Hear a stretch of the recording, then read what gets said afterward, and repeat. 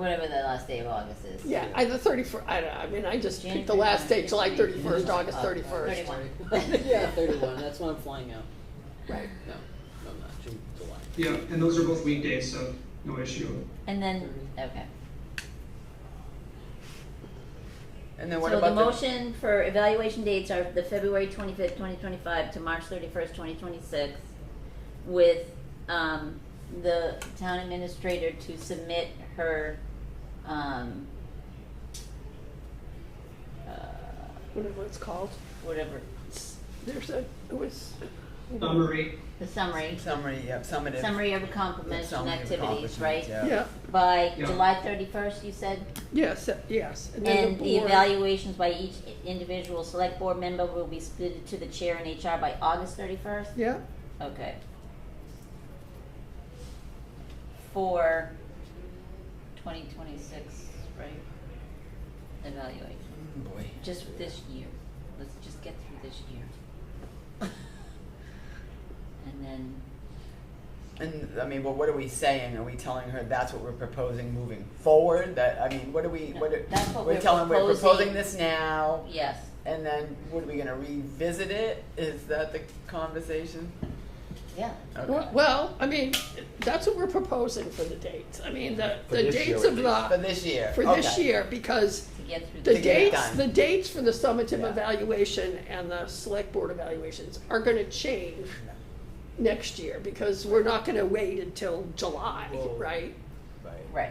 Especially if we keep those same dates, so. Yeah, We're sort of proposing that as the review period, going, and let's just get this, and then I'll have to have discussions with her. I mean, I'm okay with doing it February this time, but next year, I think, I don't know, I'm not sure. Executive Yeah, session. this is No, just not yet. Yes, we're in executive We're session. almost done. We're almost done, Marie. All right, so we have a motion from MJ, We need- second from Peter. Any further discussion? All right, so, I guess we'll do a roll call vote. Yeah. MJ, Yes. me, Yes. Emery, Yes. Peter. Yes. Okay. And then Yes. Chris is gonna Well, draft I that. guess Chair will say yes this time. So you wrote down the motion? I didn't. I have notes. Okay. I have All notes, right, and now I what do do the say in minutes, so. executive session that we Okay. just took a vote related to the, Yeah.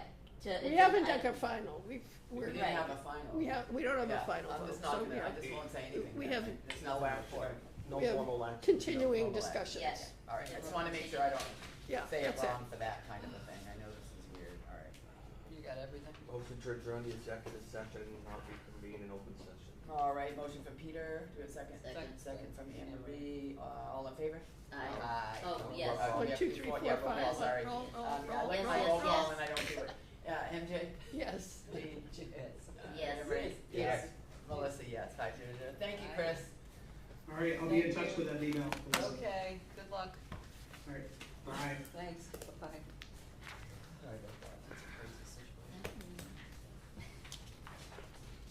But since May, like, Weird. she hasn't heard, you haven't heard. That's strange, really. Thank you, sir. Yep. Thank you. Alrighty. Well, it's already 7, so I guess I should get Hold on, moving, right? hold on. Yeah, We everybody don't get in. have to get moving, you can, I'll give it a minute. let me give me a chance to get my Yeah, yeah, thank you. practical. Thank you, hold on. Did someone switch over that meeting? Ooh, Oh, did you do that, Peter? Yeah, I can check it. We don't, we got, what's our regular one we gotta put on? It's from the regular Can you session. log, 8, 9, 7. 1, 2, 2, 9, 3, 5, 9. I can tell you what if you want. Marlene can do Wanna it get when over she this. comes. Okay, alright. Alright, that sounds good. so we're all logging in? You can, I think I'm gonna hold up, but if you could, that'd be great. There is a sign sheet there for public comment and for, and you can. Okay. So But public comment is on non-agenda non-agenda items. items. Yeah, public comment is for only for non-agenda items, so if it's on the agenda, public comment will be different. So don't write under public, this public comment, that's non-agenda. It's on agenda, it's not about food.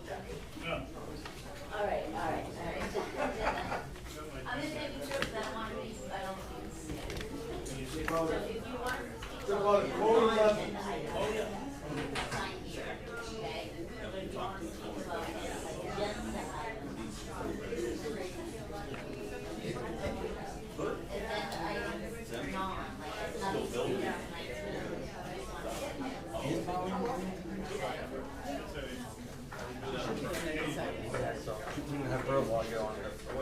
She has to log on, right? Can you go Right. into the Zoom? She should be in. It won't.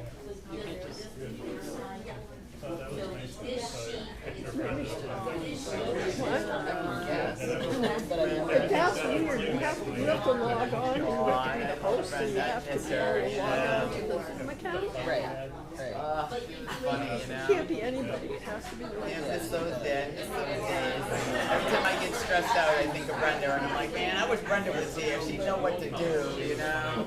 Yeah, I loved her. I miss her. I do. She was my rock. She was always my defender. She let nobody mess with her sister, no matter what it was. Yeah, nothing. My father's getting a little nervous not Alrighty. Hold on, I didn't zoom in yet. Oh, wait 1 second. We gotta let the vice chair log into Zoom. We're having technical difficulties with the No, the television. Zoom's not on there, is it? Is it? Oh, it's not up yet. We're waiting for Marlene to put the Zoom up on here. We are gonna log in for now on our computers. I don't know. Marlene should be coming in, yeah. It's weird. She didn't go far. Maybe she's stuck behind the crowd trying to get in the door. I thought her car was out here. She know, I didn't hear her knock.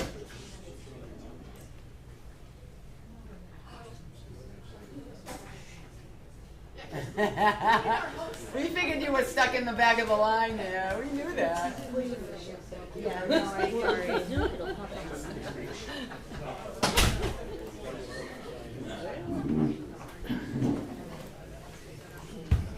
Alright, so I turned my audio off. Yes, everybody keeps their self muted. That's great. Public comments for non-agenda items, just so you know. If it's on the agenda, you will not be allowed to comment on it in public comment, just for people who may not know that.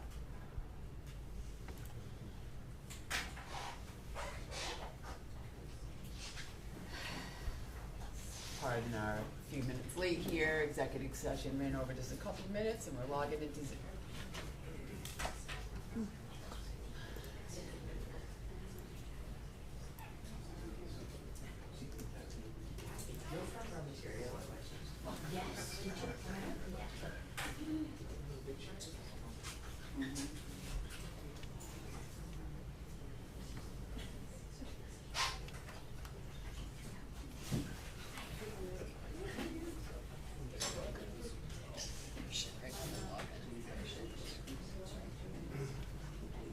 You can't see.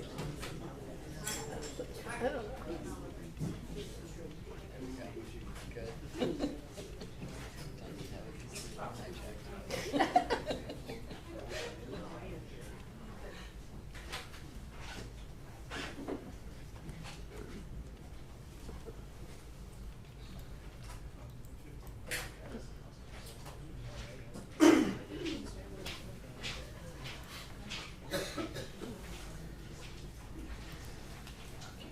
We may have to have them All put the right. TV on outside so they can see it, because it's not gonna be on the seat. Board TV, you can turn it on, they haven't changed. Okay. All right, being 7:08, I will call this meeting to order. Note this meeting is being televised, streamed, or recorded by Bourne TV. If anyone in the audience is recording or videotaping, they need to acknowledge such at this time. Helen, Bourne Enterprise. Are you on mute? I'm on mute. Can you turn your volume? Sorry. Sorry about that. If anyone from the public wishes to access the meeting, they can do so by calling the following conference line: 1-929-205-6099. Zoom meeting ID 897-1229-3538. Password Bourne, all caps. The Zoom chat will not be monitored. Participants who wish to speak must raise the hand icon until the chair asks them to unmute. All items within the meeting agenda are subject to deliberation and votes. Let's have a moment of silence for our troops and public safety personnel.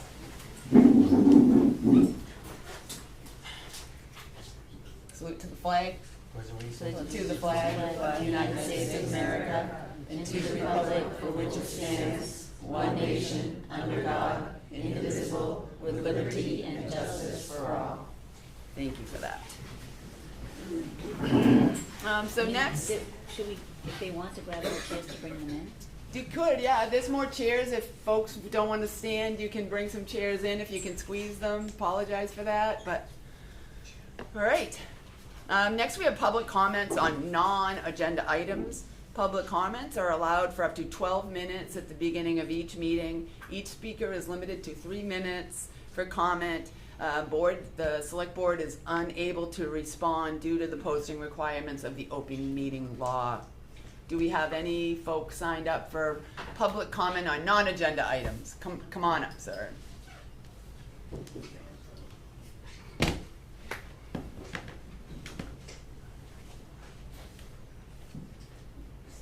Hello, Vincent McKenzie. I want to discuss the parade issue that we had the 4th of July. Workers on the West End weren't allowed to get to work because the police department had blocks up, like RoboCops. They wouldn't talk to the people, the staff, the owners of the property. I went down there, I got 3 calls from employees trying to get to work. The Shell station, they said, Vinny, go around, go through the back. No problem, went down there. The officers letting women in that go to the gym. I was the 3rd car in line. He goes, stop! Park on the bypass. I go, I got 2 little kids in the car. I'm not parking on the bypass. I own the property that they're hosting this event. And I go, I don't understand why you're blocking this road when it has nothing to do with it. We own the property that the parade was held on.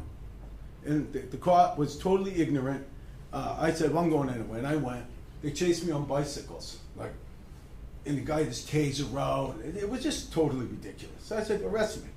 They didn't. Then they show up at my house with masks like ICE, and I support ICE 100%.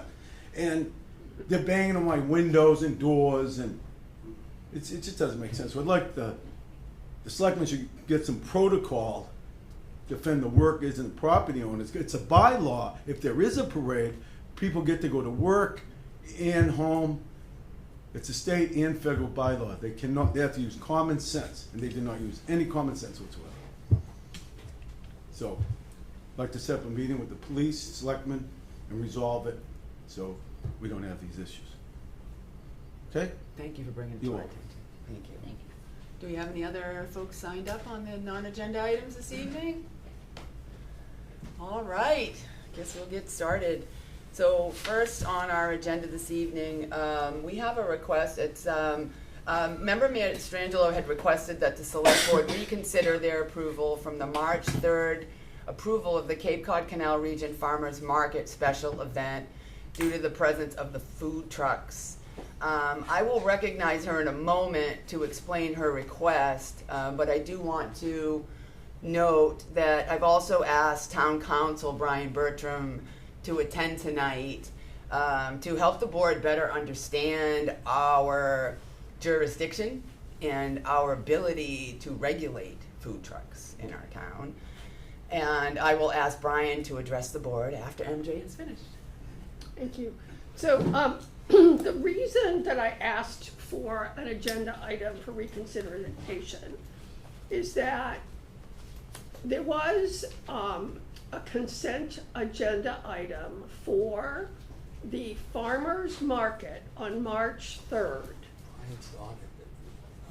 And a consent agenda item for a renewal of an event is when there is no change to the event. And there was, so there are 4 ways that the select board reviews events. One is a new event, and that goes as a separate agenda item. Second is a renewal event where there's been a violation, and that goes as a separate agenda item, and the event proposer is requested to come before the board to discuss the violation. The third kind of event is a renewal event that has a change. And that requires a separate agenda item, not to be part of the consent agenda. The fourth kind of renewal is when there is a renewal with no change, and that can go on the consent agenda because we've experienced the event, we know what they're doing, and it's just gonna be the same, so we can just just say, okay, we agree that they can still do it.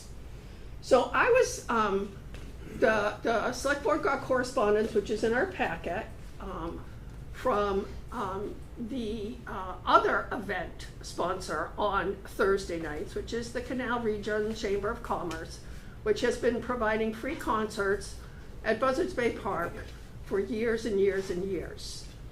So they were, in their letter, surprised that there were food trucks at the farmers market, because they have not had food trucks at their ongoing events. Now, it's a one-day event, we've had food trucks, but for ongoing every week events, they have not had food trucks. So because there was a question raised, and because it had not been addressed as a separate agenda item, I asked to have it put on the agenda so that we could have a discussion and talk about both sides of the issue, whether people want to have food trucks or don't have food trucks. So there's transparency and public notification, and we all are sort of on the same page. So no one's trying to stop the farmers market. The real issue is that I felt that I was not adequately notified that there was a change to this event, and I wanted to be able to discuss it among the board. Thank you. Okay. I will go around to the select board first and get thoughts and comments related to the change or the addition of the food trucks. I want to hear from the public before we deliberate. Let me go to Jean. Yeah, I wanted to wait. You want to wait Yeah. till the end? Would you rather hear from the public first as well? Well, I have questions. Yeah, please, Yeah. go ahead. That's what I thought. I always divert to my select board first, I have so. questions for Brian. Yeah. Yeah, I have questions first and foremost. Why don't I let Brian, maybe I should let Brian address the board and then we can go around, or do you have questions now? If he has something to address the board with, sure. Do you want to ask your questions first? Why don't you do No, that? if he has something to address Okay. the board with All right. in this situation, but if he wants to hear questions first from the board. It's up to you, Brian. Would you rather go now or wait till we get some questions on the floor? I'll just say one thing very briefly, and then it would probably be helpful for me to hear the questions too. Just as I understand, I mean, there's going to be several issues here, and I guess one of the questions is going to be what you actually authorized on Buzzards Bay Park proper versus, I understand the adjacent parking is not actually the town's, it's the Commonwealth of Massachusetts, the train station, or it may be Army Corps along the service road behind it. So when we talk about this stuff, I would just urge us to sort of think about what did we authorize on town property versus what's going on other property, because as I try to address your questions, I think that's going to be relevant to how we go about this. But I'm really interested in hearing what everyone has to say at this point, including the public. Okay. All right. Very good. Yeah. It looks like we have quite a list of folks here, and I don't know if you're all here for the food truck issue, but I guess I'll start. But And wait, can I have one question? Sure, first before- please. Yeah. So I just need clarification. So the request was for reconsideration. So yes, thank you. right. That's what the email said. A request Right. for reconsideration. So in my mind, when that particular term, Councilor Bertram, reconsideration is, at a meeting is the individual bringing forth the reconsideration has to be on the prevailing side of the reconsideration, and it has to be done within a certain period of time. And once the meeting has adjourned, that reconsideration is no longer valid. We're not at town meeting. Are we being asked to reconsider a vote, or are we being asked to rescind a vote? And are those terms interchangeable? Because if we can't even reconsider or rescind this particular vote, Then we're done. Yeah, right. Thank you. Right. It's a moot point. Right? We're Thank done. you. Yeah. But so that's my first question. Right. And that You was know, my and this comment, is different yeah. because I don't want to make any assumptions, but my thought process is that we're being asked to rescind a vote. Is that term interchangeable? Because I know we have rescinded votes in the past. We've voted on, you know, certain outcomes, and we've rescinded votes and changed our mind. But in this situation, what is our authority? Thank you, because I think for me, that was when I received the email from Member Mastrangelo, it did say reconsider. So that's what I thought. Yeah, I don't know. All right, I just want to Brian. know. I just want to make sure that we're following, because all we have to fall back on is policies, procedural right, and the way things are done, and that we're doing it so that we protect the town, right? Yeah. That's important. So our decision making is driven by policy, and right. That have been voted on, and laws that have been voted on by the people, Mass General law. So that's, first and foremost, that's my concern with this agenda item. Thank you. Brian, do you have anything to address to that? And then we'll maybe start with we'll start with public comments. Yeah, let's get all the facts and concerns out there, and then we can work through it. Okay. Should I keep going with my questions, or should we let the public talk? Let's let the public talk. So So can you- I just say something? Yeah. So I said I am sure this was an unintended oversight, but it's something. It's something that I think the board needs to reconsider as an agenda item at a meeting on July 7th. Okay. So I don't know. Semantics. It's semantics. I mean, it's to have a discussion and say, I feel that our original vote was an improper vote because it didn't follow our procedure. You know, we have a procedure that says if it is a renewal with a change, it has to be a separate agenda item, and that didn't happen. And so I'm concerned about not having adequate public notice and notice to the select board of the change. Okay. That's where my thinking is, and that by having an agenda item that is a separate agenda item, we can address it according to our policy. That's my thinking. Okay. And there was mention of the food trucks in the original, Well, it was just a comment. from the comments from the fire department. So it did say food truck in there somewhere. It wasn't not mentioned at all. So, But it okay, wasn't so why don't changed in the we event. get some public comments up? I don't know, who wants to go first in our group here? Can I hand you guys packets from the farmer's market and Sure. executive summary? Here, thank you. Thanks. And just state your name. Thank you.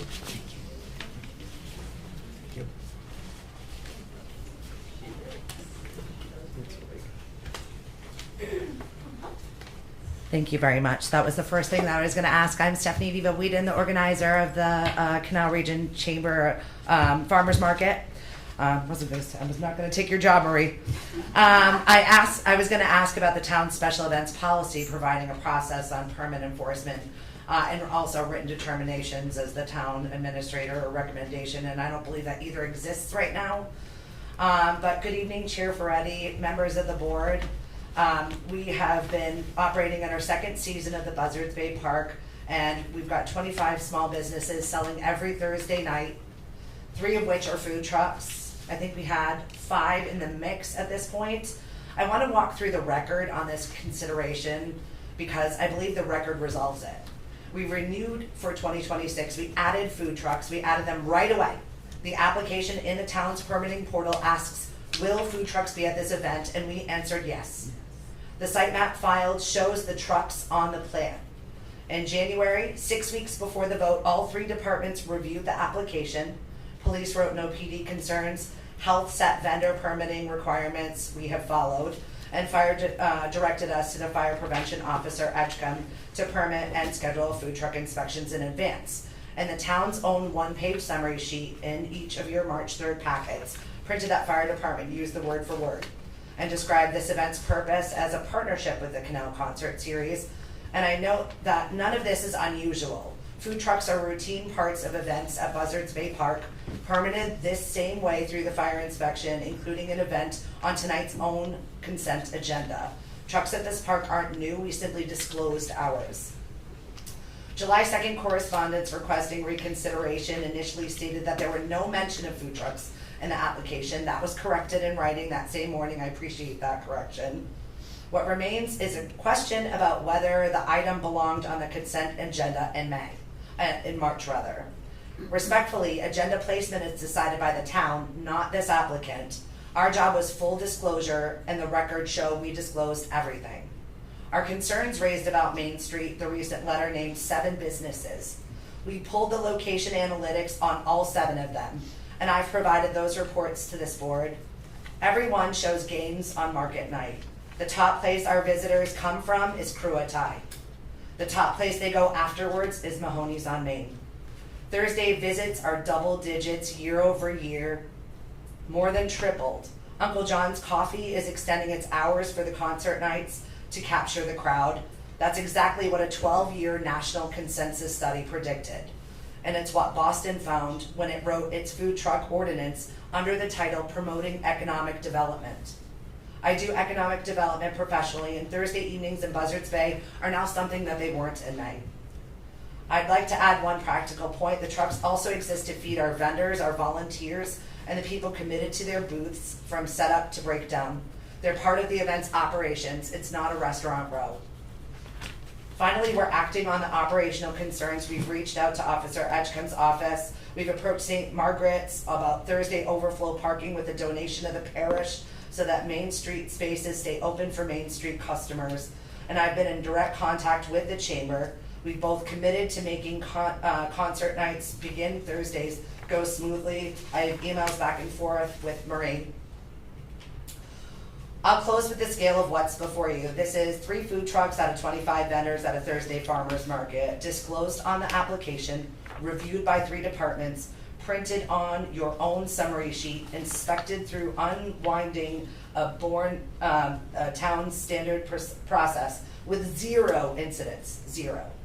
Food trucks at this park are routine. What would be new is unwinding a board approval mid-season on 5 days' notice with no staff finding of any kind. 4 months later is not a reconsideration. We'd ask that the March 3rd operational conditions that the board wants to staff to work through with us, and will gladly participate in the food truck policy discussion already on your agenda list for the future. Thank you, and I'll answer any questions you have. Thank you so much. Yeah, thank you for that. Does the select board have any questions for? I have 2 comments. So the original application that we got for the farmers market was last year on March 18th. There was a map, a site plan included in our packet for that application that did not show food trucks because there were no food trucks last year, correct? We're talking about this year's. I know, but I'm getting to the point. It is a renewal application with a change, because last year when we approved the new application, there were no food trucks and there was no food trucks shown on the site plan. This year, when we got the consent agenda, we did not get a site plan that showed the placement of new It does food denote trucks. food trucks. It wasn't in our packet. I haven't printed seen it. Yeah, it's in there. The map is in there. I can print it out for you right now or send it to you in a text message if you want to see it. I can't get text messages in an open Okay. meeting, but it was not in the packet that I have, our select board packet for March 3rd. I didn't see it. Marlene, do you have a comment? Go ahead, please. So, my concern here is that the special events policy is completely silent on food trucks. You don't have any regulations, you don't have any bylaws. I'm sorry, yes.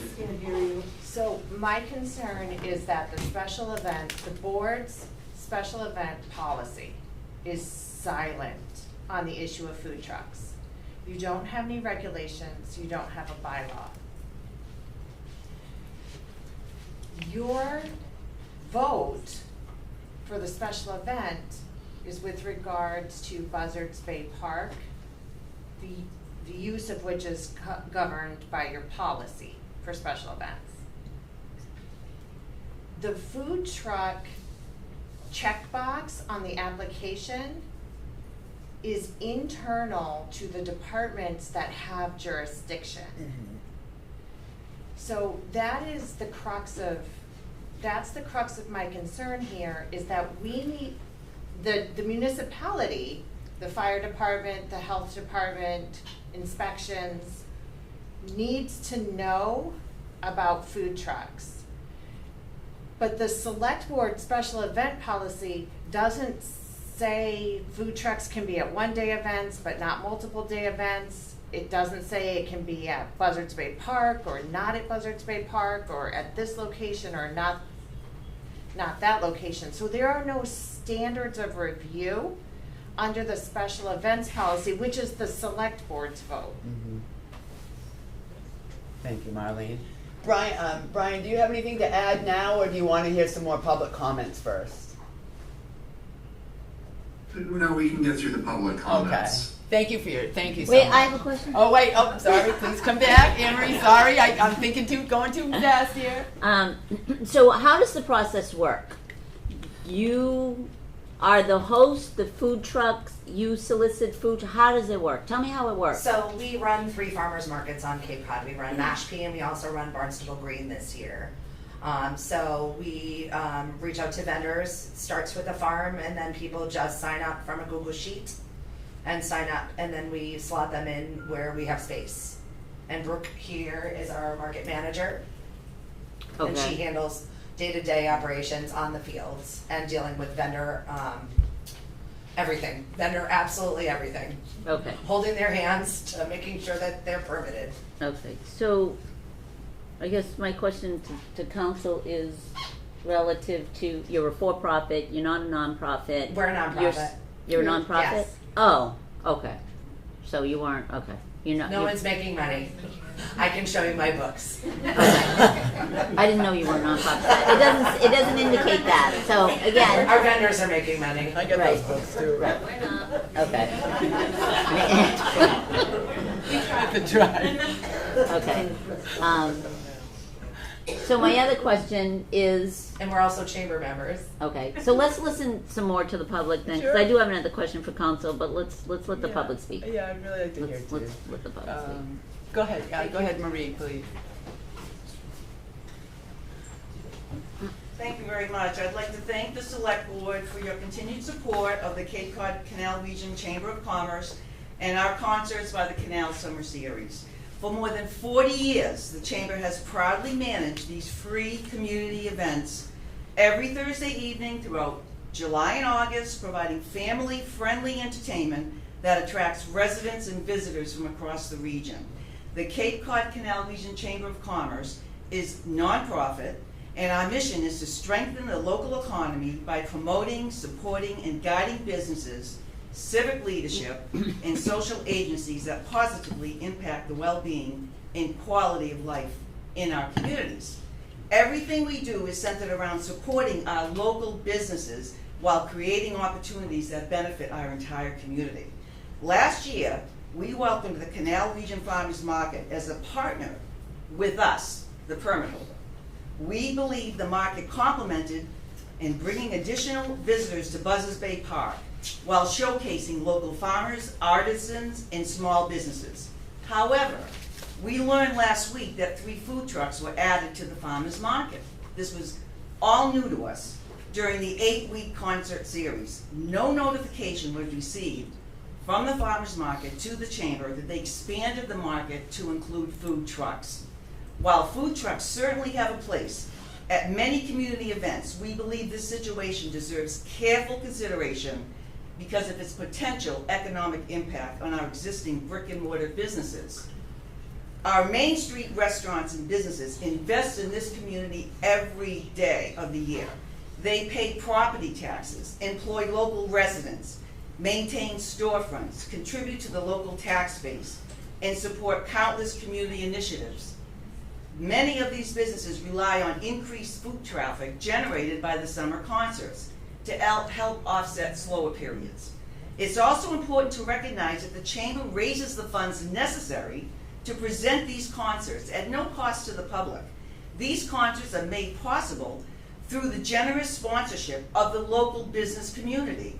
Their financial support helps pay for the bands, the permits, the insurance, the marketing, and the many expenses associated with producing this long-standing community tradition. The very businesses that make these concerts possible would now find themselves competing against vendors who do not share the same year-round investment in our downtown business district during these events. This is not simply an economic issue, it's also a matter of fairness. The businesses that sponsor these concerts should not be placed at a competitive disadvantage during the very events their contributions help make possible.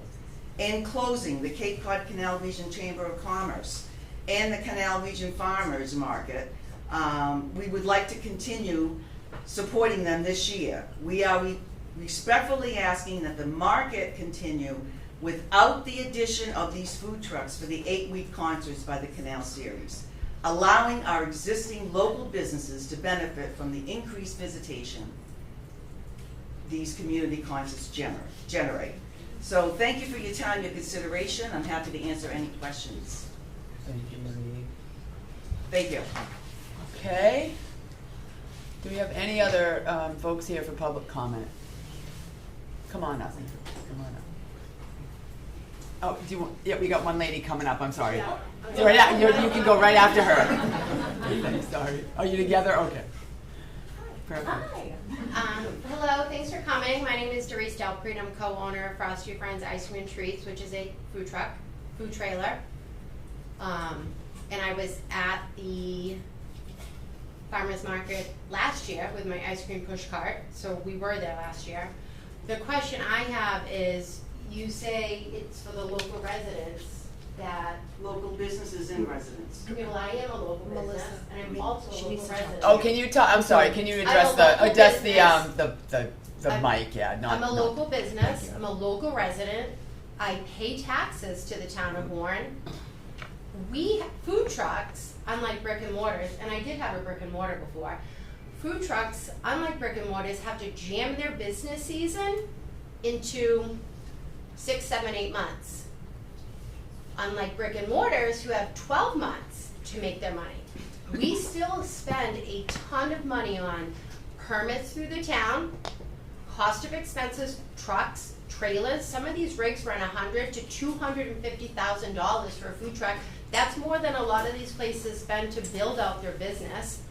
I was never contacted as a business owner to help fund the concerts on the green. If I was, I would have been more than happy to assist with making a donation. And to say that the food trucks take away from the stores on Main Street is ridiculous. People come to the concerts, they want options. They can support the downtown businesses 365 days a year.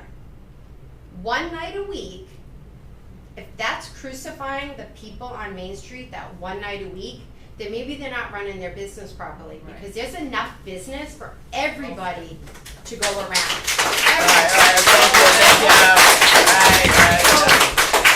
Thank you. I'm sorry. There's enough. There's how many ice cream shops on this street? Not even counting my ice cream trailer. There's a million. Do you see Betty Ann's complaining about the C-scoops or whatever because they're less than a mile and they're taking away business? No, they keep their mouth shut. They pound the pavement like everybody else and work like everybody else to pay the bills. I work 2 jobs. I spend 15 to 20 hours in my food truck, sometimes one day. I'm up at 6 in the morning, I roll out at 9, and I'm not home till 10 o'clock at night. And then I clean my truck, and then I restock it to be back out the next day at 6 o'clock. I can show you my books, there's zero profit. And I can talk to the other food truck owners. We don't do it because we make money. It's a passion that we want to work for ourselves, so we don't have to deal with managers and bosses. We do our own thing. We're not getting rich. I mean, there may be a few food trucks, but a lot of them work a ton of hours. They cover their own insurance. So to say that we're taking away from a couple restaurants, they clearly don't know how to run their restaurant, period. And if they feel threatened by a couple food trucks or whatever, that's on them to step up their game and do a better job. but we have to live too. I have to feed my kids and pay my taxes and my permits. We have just as many expenses as the brick and mortars do. We just jam our season into 6 to 8 months. The only thing I want to add is it keeps. Can you say your name? Oh, yes, and, yeah, absolutely. sorry. Hi. Sorry, my name is Lauren DiGregorio. I am the owner of Oplasis and the president of Bourne Youth Council nonprofit organization. The only reason we do the farmers market is to bring our communities together, not just a few people here and there. We are bringing thousands of people to Main Street every single year now. Not only do we do the farmers market, Tuesday nights we just got approved for dancing in the park. I am hoping that this brings hundreds of people to come dance in a park in addition to Thursday concerts. Again, constant generation for our restaurants. People who come to our farmers markets are not always able to afford restaurants, and their families with multiples of children.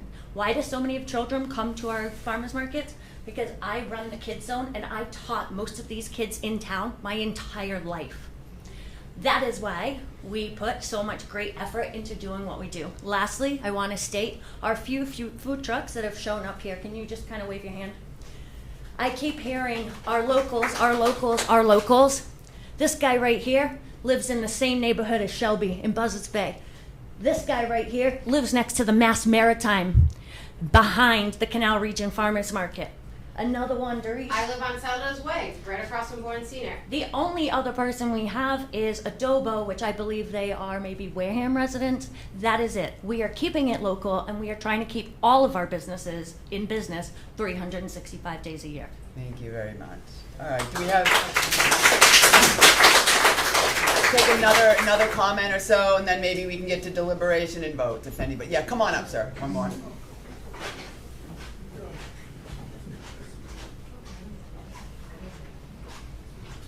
Hi, my name is Martin Rayner. I own Kono Pizza Cape Cod with my wife for the last 7 years.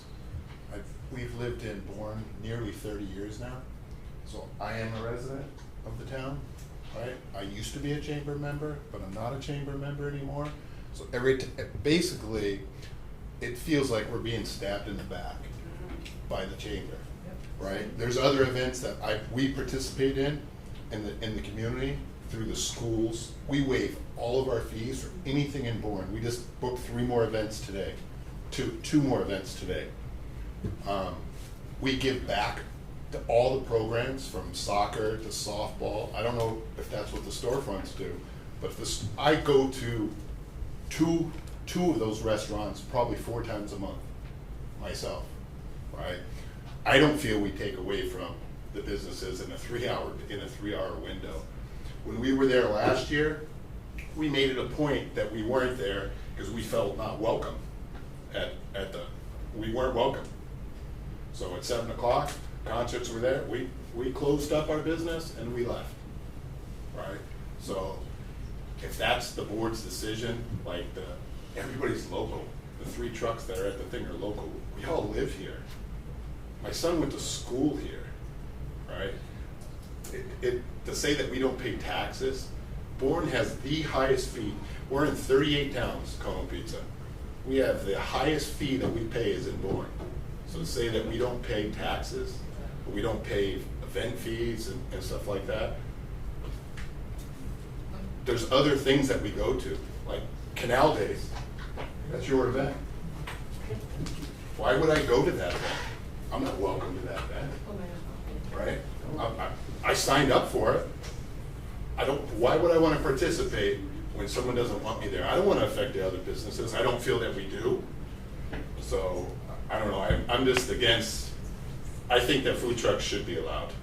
And anybody that brought that forward, it just doesn't make sense. We go to Onset every Thursday. Onset started, Cat Jones puts that on. That started with 150 people. It's up to 4,000 people, and not one business complains. Not one. They can't handle 4,000 people at all. And everybody, there's 10 food trucks, including Doris's Frosty Friend, she goes to that. Adobo's there. Same thing, all local trucks are at the events. So that's pretty much, I think that food trucks should be allowed. Thank you. Okay. Thank you. That might That mic is red, I hope it wasn't off the whole time, it says it's red from this side, I hope that means it's off. Someone may I have. think if it was, it would have came out already. Okay, all right. So I think what we can do now is I'd like to give Brian a moment to say what he needs to do, and then we'll go around with the select board. I know I have some comments, and we can go from there. Brian, you may. Sure. I'll try to work through some of these issues, and I'm going to try to pin down some of the facts as I do. Can you all hear me okay? Yeah, we can hear you. Yep, come on, go ahead, you sound great. Okay, well, that's always the first question.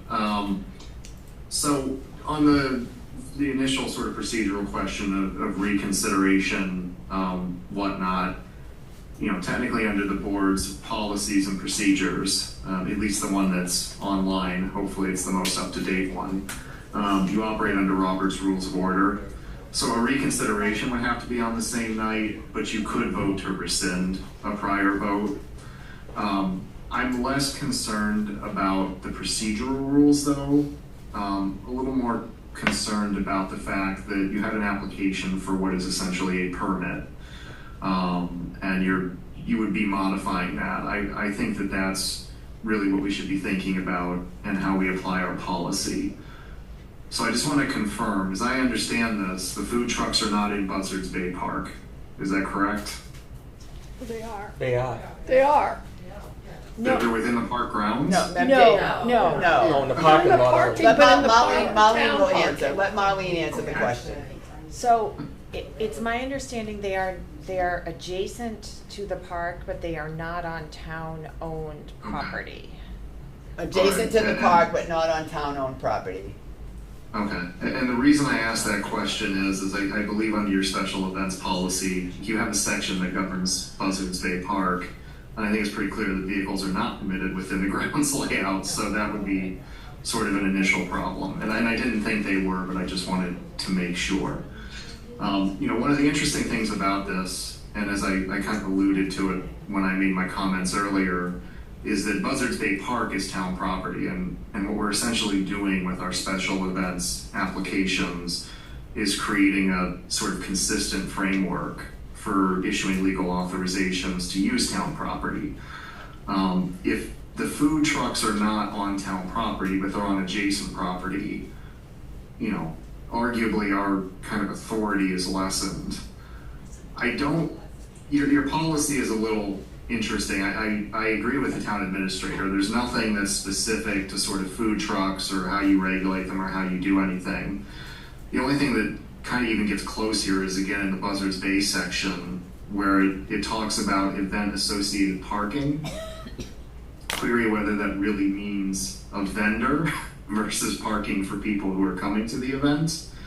But that provision does say that, if there's going to be event associated parking in direct abutting lots, they're owned by the Army Corps of Engineers, you have to have property owners sign off and approval for the dates and times prior to submitting an application for the use of town property. I'm going to caution that I'm not sure that provision is really that clear that it applies here. And I'm really bringing it up mostly to encourage you. This events policy is fairly new. It's not something that's been in place for a long time. This is probably something we're going to want to think about going forward, is how we handle food trucks, what we do with them. This is kind of a learning event, if you will. So as we get back to what we're currently doing, I haven't had an opportunity to review all I have is the select board packet, so I have like the one-page application. I haven't seen the site plan or anything like that. It sounds like something in there potentially disclosed food trucks or something like that.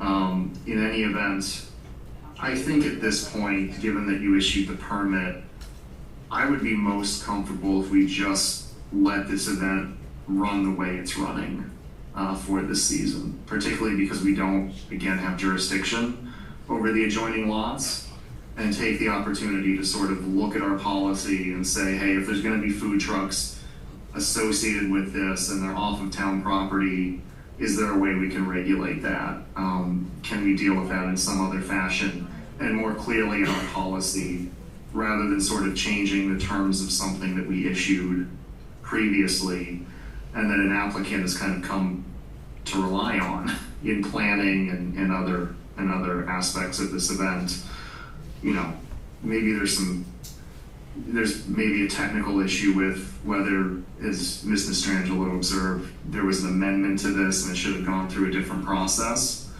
Again, that's in your policy.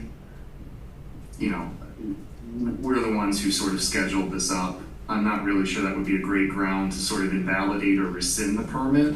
If we really have a concern about it, I guess we can discuss it and talk about whether we need to modify the permit. But that feeds us back again into kind of where I started, which is I don't really read this policy as speaking directly to this issue. And I think given that and the fact that this has already been planned and is going forward in this fashion, we should sort of respect the jurisdiction of other governmental entities and take an opportunity for the next season to think about what lessons have we learned, how can we tighten this policy, make it a little bit better, and a little more specific to this kind of issue. I know that's maybe not the answer that everyone wants to hear, but I think that it's probably, legally speaking, sort of the best answer under the policy as it's currently drafted. And if anyone has any questions about that, I'm happy to speak to them. Yeah, thank you, Brian. This nice lady here had a comment first, and then I'll have you come up, Vinny. Mr. Mitchin. You know what, I did want to say one other thing. Go ahead, Brian. Just for the benefit of the public, when I say they're not under our jurisdiction, I'm really just talking about location. I don't want to give anyone in the public the false impression that food trucks are not regulated entities that require, you know, Board of Health permits, fire inspections. This is all under state law, you know, to make sure that they're safe and that they have the proper permits and stuff. This is sort of a narrower issue. So I just want to make sure that that's clear to everyone who's listening. Thank you. Go ahead. Hi, good evening, everyone. My name is Justine Dory. I am the owner of Seaside Scoops and Grill. I am a seasonal business. A seasonal business has a very short window to make their money. And when I tell you it's stressful, it's stressful. And this is going to really dramatically affect my business because I had bought the property and the chamber of where these events are. I am not against the farmer's market. I think it's a great idea. I think it's great what Lauren has done for the community and all her efforts when it comes to the trick-or-treating, when it comes to hosting special events, the farmer's market, and it's bringing all these vendors in that have the arts and crafts, that have the baked goods, which are all wonderful things, and people want that here in this community. But as far as the food trucks go, it's not good bringing in vendors that businesses are already existing, like ice cream, like pizza, like Chinese food trucks. It's not good. We're here. My rent, I pay 12 months rent out of a year. I don't pay rent for 3 months, which that's basically my season. My money comes from basically May, June, July. Half of August, my sales dramatically drop once the kids start getting ready back to school. Parents are conserving for school shopping and all that. And so I ask, the only thing I do ask is if food trucks are allowed, it doesn't have any effects on the business that are existing. You want to bring a Mexican truck in or something that's got Mexican, we have no Mexican in the area, you know, but I just think that, thank you, yeah, let her finish, you know, yes. I just think that, it's just really going to impact my business if food trucks start coming in, and I really don't want to leave. You know, and I have customers that come at the end of the season, how was your season? Are you coming back? And I'm like, I'll be here. You know, then they're like, I return, they're so happy to see me return. And I, you know, employ college kids, I employ young high school kids, you know, and food trucks do not have the overhead as a regular brick and mortar business has. It's a proven fact, and that's why people are converting to food trucks. So, well, thank you, ma'am. So, all right, you can come up real quick. We'll have one more, but we really got to get to debating. And yeah, no counters, no comments from the audience. If we could please refrain from that. Go ahead, ma'am. My ice cream truck business was here prior to your ice cream store. Yeah, you have to address us, please. Okay. Yeah. So Frosty Prince Ice Cream and Treats was here before her ice cream business. Okay. And she also sells other food other than ice cream. Number one. Yes, she has a short season. I get that. I have a short season too. I run May 1st through October 31st. That's my season. So my season is just as short. Do you think the $700 to $900 truck loan stops when my season ends? Nope, Taunton Federal wants their bill on the 1st of every month. So when it's wintertime and no one's eating ice cream, I'm still paying that bill and I have no money coming in. Never mind the loan I have for the 24-foot trailer that was custom built that was brought up from Georgia. I pay that too in the off season. Okay? So I understand that these stores, these brick and mortars, have a short season, but so don't the food trucks, and our loans don't just stop when the season is over. We still have to pay that. And we still have employees, and we still have other expenses as well. So. Thank you. All right. So, Chris, one more. Yeah, we've been on this for a whole hour. I'd really like to get us going on this debate. Chris Farrell, a couple of comments with respect to what Brian talked about. If the town goes down to the Buzzards Bay Park and the asphalt area that the food trucks parked in during Canal Day, most of those spots that are right up against the field, that's town of Bourne property. If you go into that parking lot where the railroad station is, that big island in the middle with the tree, that's basically the dividing line. If you're on the west side, you're on core property. If you're on that island towards the park, that's town of Bourne property. So that's something that you folks can look at when you develop your policy, whether it be Canal Day or one of these events. Thank you so much, Chris. So, I mean, I did a lot of research on this too myself, and of course we of course all appreciate, we love our businesses on Main Street, but we've already approved this permit, right? And here we are today, and I did some research on food trucks throughout the state and the statewide requirements. And of course, they do the normal things. They make sure they're, go through the health department. Each has to have a separate permit. But the towns can regulate the location, hours, event logistics, but they may not restrict trucks solely based on competition. It reminded me of the liquor licenses. When we get liquor licenses, one thing the ABCC says is we cannot as a select board vote against another entity because they're competing with One Stop down the street or Pecasset liquor store. We just can't. So, I mean, these towns, I have examples from Cape Towns. There's Wellfleet, Barnstable, Falmouth, Provincetown, Plymouth, Eastham, Wellfleet, Boston, Worcester, Springfield. None of them restrict the food trucks based on competition. So I'm just adding that because I had to really think about, why are we here? What are we doing here tonight? And knowing that a lot of these folks are Bourne residents, I mean, I didn't know that prior to tonight when you all came in, to be honest. So I appreciate you coming tonight. So with that said, I'll go around to the select board, let the select board make some comments and thoughts, and then we need to figure out what we're doing here, because we spent quite a bit of time on this evening. Can I say one thing?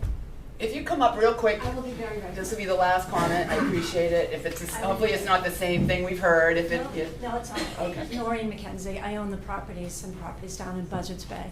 The only problem with that is we're kind of a dilapidated town that we're trying to get back. We're trying to get on our feet. That's the problem here, is that I'm not against the food trucks. Do it on Monday, Tuesday, Wednesday night. But like this is their big night to get money back. And I'm not against it. It's just let them get on their feet. That's all. You know what I mean? These people have put a lot of money into the buildings, and a lot of, like St. John's, John's Coffee, they just started a month ago. You know what I mean? Yes, they're willing to help everybody, but like, just let them get on their feet. It's not a town that is like Boston, a Provincetown, or Wellfleet. They don't have a lot going on. This just started. That's all. Thank you so much. All right, so MJ, go ahead. All right, so, I mean, Thank you, sorry. Go ahead, MJ, please. Thank you, sorry. MJ's trying to address the public. So I asked for this because I wanted to hear about the different opinions and the different sides. I think Brian makes a good point, that we're sort of here now. It is true that the Thursday night concerts are just starting now, that up until this point they haven't been involved in it, and I appreciate Marie's suggestion. I think this year we have to go with the approval that we did in March. However, I will say this, that I would like next year, when the farmers market and the canal concert series come together, come to get approved for permits, that there is discussion between these two organizations that are saying they have a partnership for this event on Thursday night. So they discuss together how they're working together, and so we know how many food trucks there are going to be, if there are, where they're going to be, are they on town property, are they on Army Corps property? Because if you're parking on Army Corps property, you need Army Corps permission. So that's kind of my suggestion. And I know it's disappointing to business owners, but I feel that we have to do some administrative work. We have to do some policy work. We have to discuss the different policies. And what I would like the board to indicate tonight is that they would like the policy subcommittee to work through some of these procedures and to think about how the policies and procedures should be updated. So that's kind of where I am. Thank you. Anne Marie, you said you had some questions. I just have one more question. Again, we only have policy to be able to fall back on and justify and drive our decision making. I would love, in all fairness, I'm not against food trucks. I think it's wonderful that there's a lot of valid points in the struggle that's happening on Main Street with businesses. Everybody's struggling right now. And everybody's trying to maintain their businesses as best they can without having to shut down. Rod and Braille is shutting down. They're shutting down. A business on Main Street, which you hate to hear. So one more legal question. Yeah. Okay, we Per like policy, it. because I went through this policy and I want to make sure, we protect the town. And in the policy, and I'm not sure if this is relevant or not to this particular process, because you did say, Brian, that, your recommendation that is we adhere to our decision, but the definition of farmers market, according to our policy, does not include food trucks. So I don't know if that has an impact on this particular situation. And the event was advertised and agreed to as a farmer's market. How does that play into this? That's my last policy question. I want to cover everything. That's I want to point, cover because the everything. food vendors are included in the farmers market, but right. So yeah. How does that play into this, Brian? So, I mean, again, I haven't looked at everything that was submitted, but I'm sort of running on faith here from what I've heard that this, the presence of food trucks was disclosed somewhere in the application materials. If we're sort of actually there's two levels to this. So if we're really looking at it strictly under our policy, if we approved it and it was disclosed, I think we really need to respect that. We issued the authorization. But even assuming that it's not, sort of my previously stated concerns about sort of regulating off-town property where we don't have an explicit sort of regulatory provision in our policy, it kind of stands. Okay. I mean, I just, as your town council, I think we need to think through that and what we legally can and can't do and how we want to accomplish it, and then make sure that it's in the policy in a way that is going to be applied consistently before we sort of take action against something that's going on, particularly where, I mean, it was an interesting factual question actually that the speaker raised, that some of these spaces may be on town property, but as I understand it, at least right now, we're assuming that they're not, and I guess we can firm that up too. We haven't seen the I would be site. concerned about regulating off our property as well, without really thinking about how we can go about that and what our legal hook would be without something in the policy. Madam Chair, Okay. Go ahead, Peter. before we even Oh, vote. sorry. I know, poor Jean's been waiting, go ahead. Can let Jean go if you're gonna make a voting discussion. No, I'm not making a vote yet. Is that all right, Peter? You started talking. Go ahead, I'm sorry. Thank you, Melissa. I forgot Jean. I don't know how I could do that. I feel we should not rescind the vote at this point. I think what we voted on in March should stand based on the fact that we did, the food trucks were, maybe we didn't have a site plan, the trucks were mentioned in the application. My opinion is that this is a good opportunity to create some policy. Yes, please. The subcommittee should definitely look at this. I have been struggling with this for a long time. When I started with the Bourne, I want to say Economic Development Corporation, but it was Financial Development Corporation years ago, speaking to Chris and Vinny about food trucks in the past too with the planning board, and it's as a business owner, had a seasonal landscape business.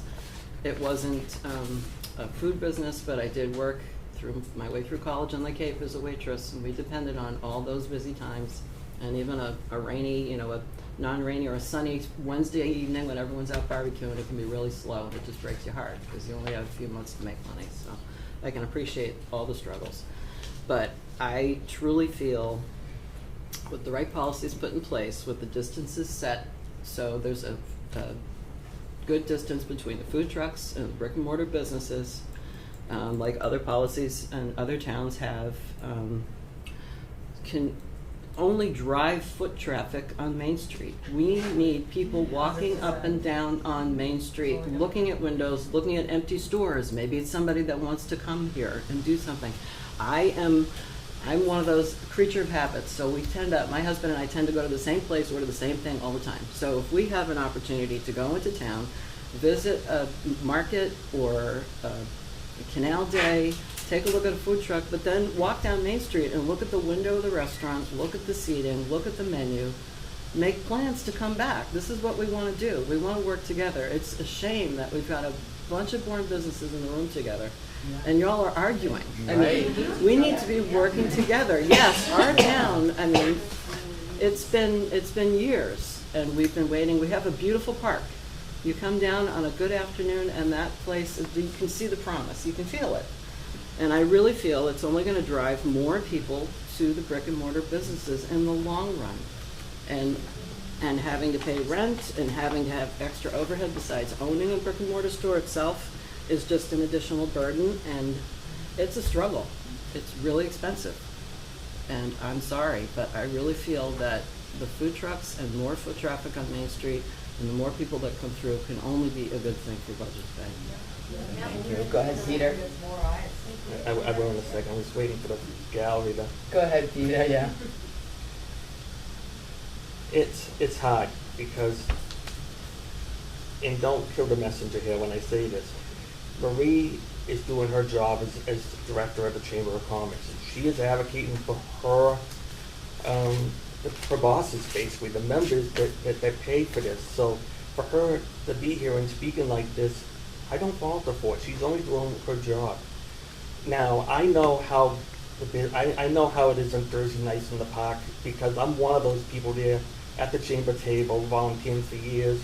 You've all seen me, so I know. So I can see what kind of business has happened over there since we did the park over. But at the same time, the town dropped the ball during the application process. And I think we have to bite the bullet this year and let these food trucks go through. As much as the private business owners will blowing up my phone the last couple of days, believe me, there have been times I just want to shut my phone off. But because I know what these local businesses have provided to the community over the years, of sponsoring the park, sponsoring Canal Day, hiring local people, I've seen the benefit. I've seen the benefit of both. I mean, the food trucks, to me personally, it's going to bring more people out. And we'll give them options. Yeah, it may cut a little bit of business here, but overall, I think there's enough business to go around for everyone. And I think it's the culture that I was looking for when I pushed the board back in the late 2012 to remodel and expand Buzzards Bay Park. And look at it now, all these years later. We have people fighting over what can go there. My intent was to bring more people down to the west end of Main Street, and I think we've done that. And it's not because the town's done their part, but private business owners have done their part as well. We're just going to have to look at the policy during the next 6 months or so, because it's been a while, and fix it, because I think there is enough to go around for all types of businesses. But like I said, don't fault Marie for coming forward like this. She's advocating for her bosses and her members, and she's doing her job the best that she can. And without her application, you don't have those concerts there. If you think about it, it's for $3,000 per band, nine bands, that's $27,000. Canal Day, you got to pay for details. You got to pay, you got the alcohol over there that probably paid to bring it in, but still you got to pay details. The concerts, they're paying, as well. Nothing's cheap. With this inflation, you all got to figure out a way to get some money. But I think I think for now we just gotta, pardon my speech, suck it up and just move on.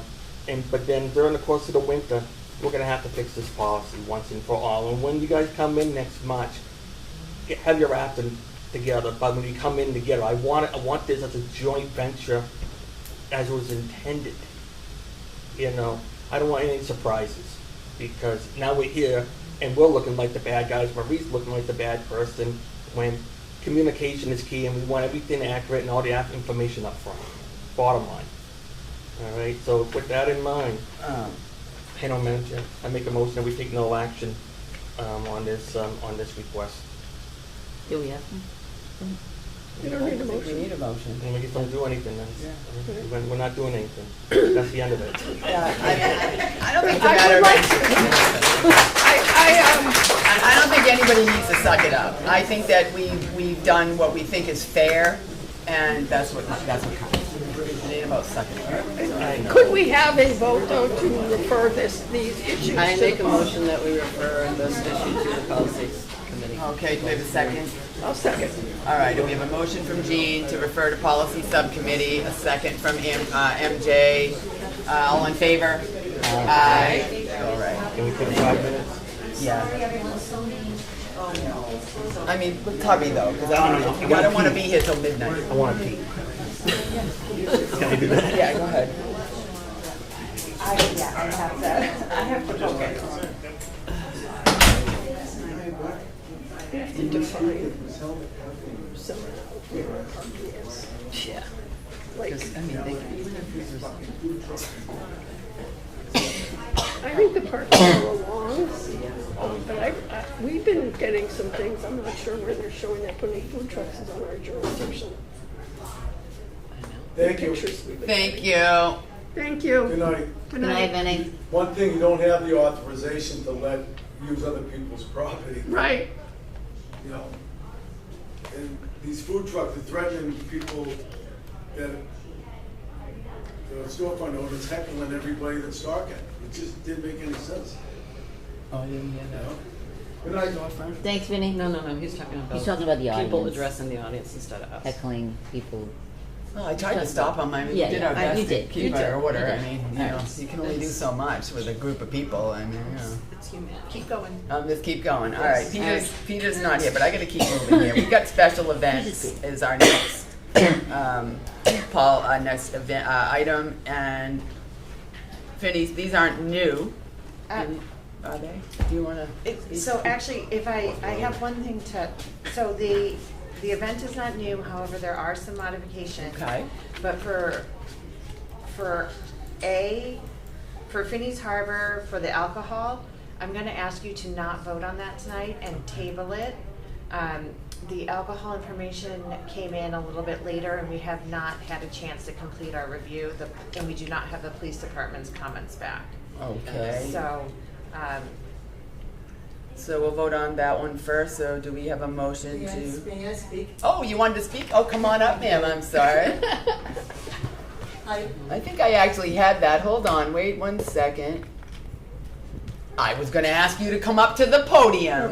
I got all flustered with the whole food truck thing, Well, so I come on had no up. idea what I was walking into tonight. Yeah, and I'm Thank you thinking, for oh coming. my God, I'm a special event. This is not good. But hi, everyone. For those of you who don't know me, I'm Sue Belekowitz. I'm the Executive Director of Bourne Community Boating. And thank you for discussing Finney's Harbor Day tonight. I wanted to just say that I know that Marlene just raised a point about the site plans and the safety plans that haven't been approved yet by the police. Finney's Harbor Day, as you all know, has been going on for a very long time. I inherited it last year, and we did make a change. We stripped it down to make a very bare bones event. We did not have a beer tent. We did not have a band, and it was intended to be a fundraiser and really bring the community out. This year, we've gone back to what was the old formula that has always gone on, because the community was up in arms that we didn't have the beer tent and we didn't have the band and et cetera, et cetera. The complaints just were amazing. But anyway, I wanted to let you know that I went back and went through the site plans that former executive directors and safety plans that the former executive directors had submitted, quite frankly, because I really don't know how to use Google Maps. And I needed to borrow one from a prior year that incorporated the requirements of the band and the beer tent.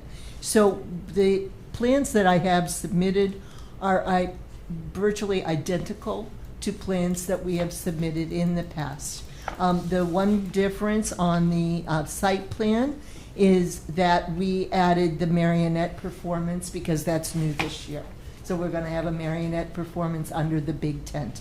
But truthfully, I'm not that good at these things, so I really did borrow one from a prior year. And I hope that when the police chief does have a chance to review everything, we would be able to get his approval. The only concern that I want to express is that the sale of the beer and the sangria and the beer tent is the biggest part of our fundraising. It brings in the most money.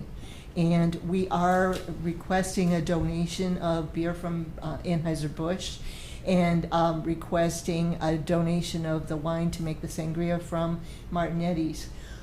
They need a copy of the one-day permit, and they need it 2 weeks in advance of the event. So we're talking about the 17th, and my understanding is your next meeting isn't until the 21st. So I just wanted to let you know that we may not be able to get the donations, which is going to severely impact the fundraising proceeds that we're going to be able to generate. And I just wanted to remind you that the fundraising that we do is specifically for the scholarship fund for community boating. It's scholarships for kids that wouldn't be able to take sailing lessons otherwise. And I am pleased to report that we have 11 students this year, 8 families that are benefiting from scholarships. It's the best we've ever done. So it is very important to us that we are able to shore up and get more funds so we can help more kids. Does anybody have any questions for me? I'll go around the select board, see if anybody has any questions, comments, thoughts. I have a question for Marlene. Is it possible for us to approve the one-day liquor license subject to the approval of the departments, or do we have to wait for the department approvals first? That's the decision of the board. It is a liquor license though, so, it's up to the board on whether or not you are comfortable making a contingent approval of a liquor license.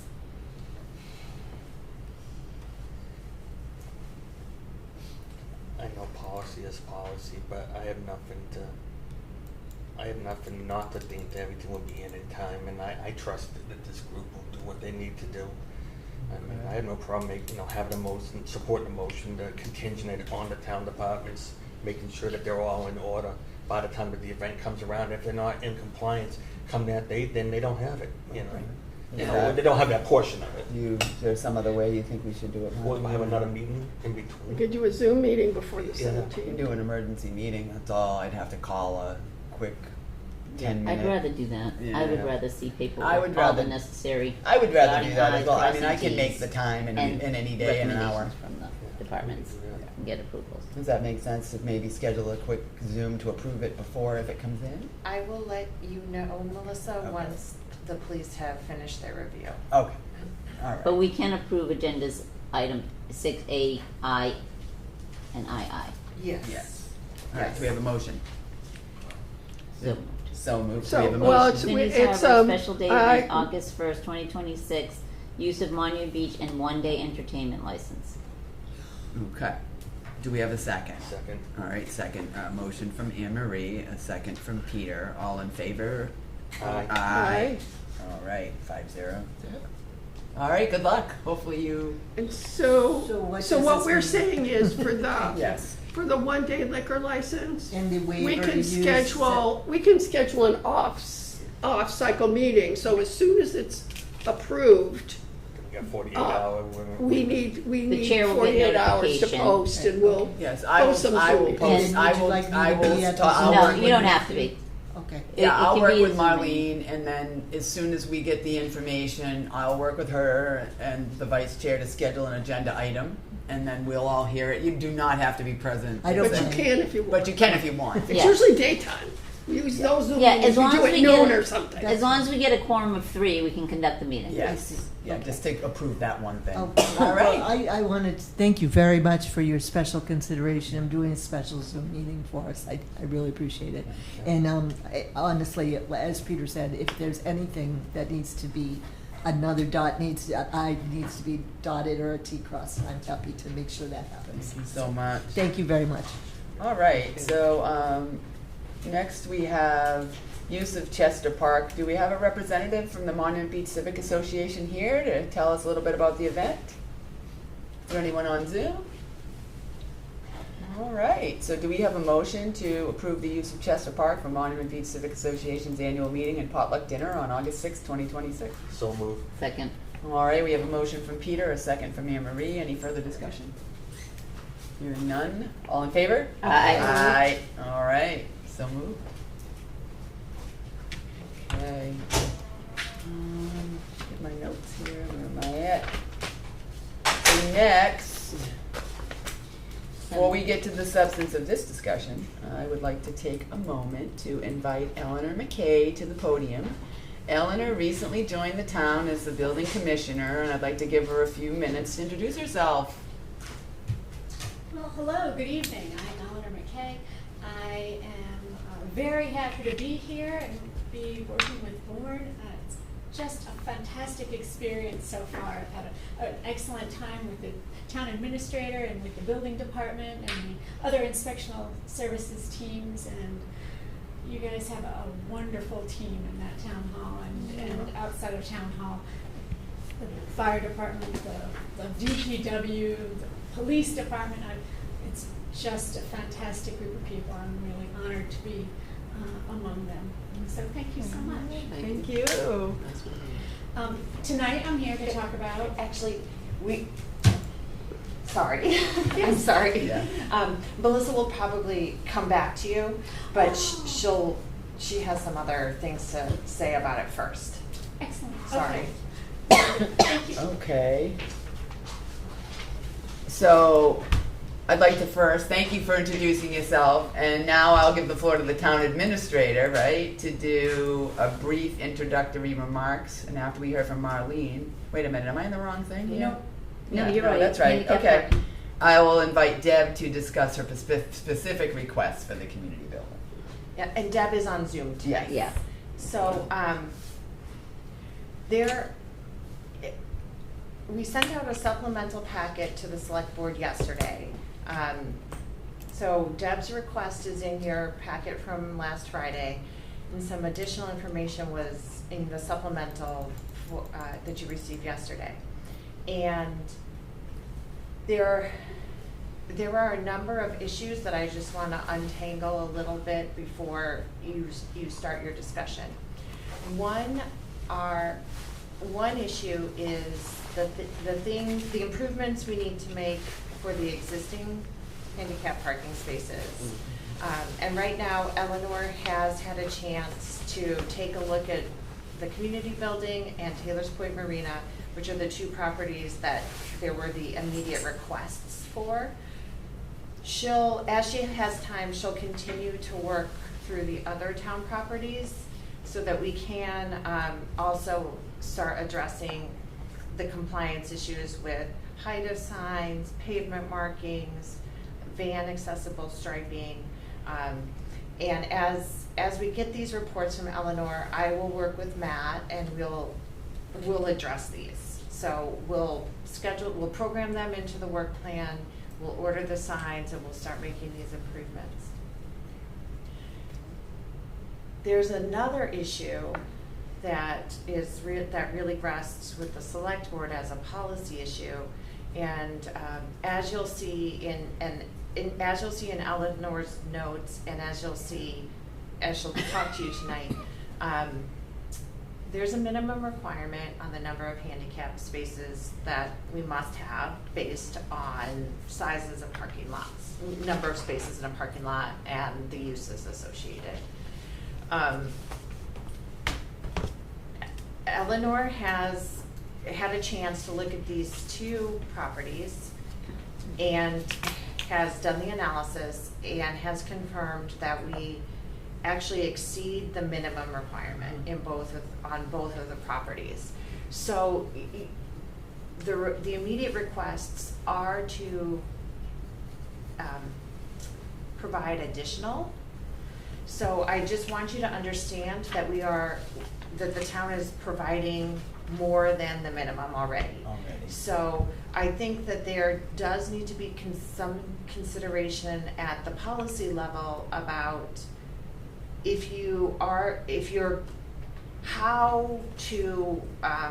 how to provide additional parking spaces over the minimum requirement in a way that is not arbitrary. So there's some policy concerns here and some policy considerations that you'll need to make as to, will it apply to all town properties, or are there only certain town properties you want to provide additional handicap parking spaces for? Do you want to provide, and how do you determine how much more to provide? Is it 10% more? Is it 30% more? Those are the types of policy level decisions that you need to discuss so that we can be fair and equitable kind of across all of the properties. So you have the immediate request from Deb, and you have the immediate request regarding Taylor's Point Marina as far as the number of spaces. But just keep in mind, there are many other town-owned properties, and how are you going to decide if you're going to treat them differently? What is the criteria that you're going to use? So thank you, Melissa. That's what I wanted to say. Yeah, no, perfect. I appreciate that. And Deb is on Zoom. Context. So do we want me to give Deb the floor real quick? Hi, Deb. You have the floor. Hello, good evening. And thank you for indulging me with this request. The purpose of the request is to seek the approval of the Bourne Select Board for an additional accessible parking space in the front entrance of the Bourne Veterans Memorial Community Center. The community center serves a significant number of older adults and individuals with mobility limitations through the various, a variety of health, wellness, and educational and social programs. While the current number of accessible parking exceeds the minimum requirements established by the ADA, the recent feedback from the program participants indicates that the accessible parking is exceeded during peak program times. We have a chair yoga program that consistently attracts 50 participants every session, and we have it a couple of times a week, so people are coming in all at the same time, and the accessible parking spaces are taken up. We do have 4 in the front and we have 4 in the back. The 4 in the back, however, are closer to the playground. 2 are closer to the playground and 2 are closer to the supportive day program. The 4 in the front are used by the rest of the Council on Aging, or people who need accessible parking, to come in and to check in through the front of the building. Everybody comes in through the front of the building to properly check into the activities or services that they are there for. It is a security issue. It is we record the numbers and we have to report those to the state for every program that we run. So we really encourage everyone to come through the front of the building. And there are other programs besides the chair yoga program. We have lunches, where we have specialty lunches, or we have musical performances where you're getting at least 50 people coming into the parking lot at the same time. And our parking is such that, as you know, it goes around the perimeter of the building. If the building was set further back and we had a couple of rows in the front, I don't think this would be as much of an issue. So I know that we have the required amount. I did poll some of the other councils on aging on the Cape, and I can just give you those numbers very quickly. Sandwich has 92 spots with 8 accessible spaces. We have 120 spots with 8. Mashpee has 74 with 8. Barnstable has 133 with 12. Harwich has 160 with 12. Brewster has 58 with 6. So I think some people, given the demographic that we're serving, it is a council on aging primarily during the day, except on the campus there during the summer. And I think it would better meet the needs of our patrons, and so I just respectfully am recommending that we at least have a discussion and look to see if we can add an additional space, because it is a senior-focused facility during the day. And I thank you for your attention to this and your consideration. Thank you. Do we need to have, let's see. Oh, where am I? I lost my place. Do we want to have Eleanor come back up? Sure, if you want to. Eleanor, why don't you come back up and give us your thoughts and your findings? Okay. Thank you. So when I looked at these parking lots, I look at the size of the lot, the uses on the lot that are served by it, and then the location of the accessible spots. So it's just about the building code and what's required by the code. That's it. So at the community center, I think it's been mentioned, there are 120 spaces in total, that 5 are required, and we do have 8, and they're divided. There are 4 in the front, and the 4 are just like was just mentioned, 4 in the back, 2 near the play area and 2 near the courts. Okay. So that's all I have about that topic. All right. All right, well, thank you. you for that. I'll go around to the select board, I guess, now, if you don't have more to add, and. I just have, are you only asking for like one more space? I think that's all we could really fit, MJ.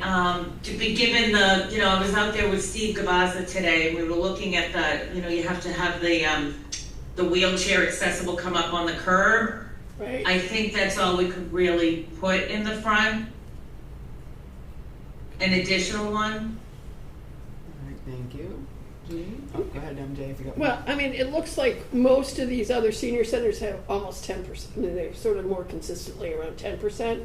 So I was thinking if we had space to put it, that we might want to look at that 10% because, the other thing that's changed is you used to be able to come into the community building from the front and the back. So during the day, you could park. There were spaces in the back where you could park, and then there were spaces in the front where you could park. Now, you can't use that back entrance. You can only come in through the front. And so it makes it difficult. I mean, and, dealing with someone in my family who has mobility issues, this access is reasonable accommodation. So I'm in favor of adding one, and if you could find another location to do another one, I'd be in favor of adding two. So that's okay. All right. Well, as somebody that also drives around with a placard looking for spots, don't ever count on finding one, especially in the summertime when it's busy. It's amazing. We have such a high senior population. It's really tough. But I do agree that because of the entrance and the way things have changed since the pandemic, I think having another spot in front would be helpful. But we definitely need to have a policy discussion about how we handle, buildings based on the need and what we should do as a policy going forward. Yeah, it's a very robust discussion. It should be. As it stands, we are above what the requirements are. So, how do we then not apply our how do we violate our policy? Right. In decision making, right? We're making exceptions. We're cherry picking what policies we can and cannot choose to.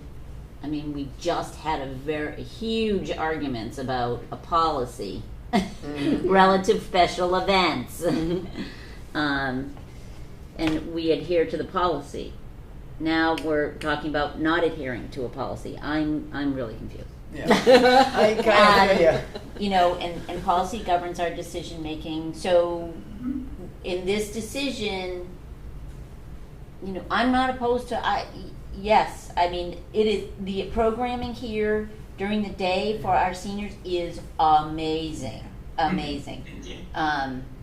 and what they provide. And yes, they serve an elderly aging population. I look at the age of my father-in-law and he's still very with it, but his mobility is extremely beginning to be limited.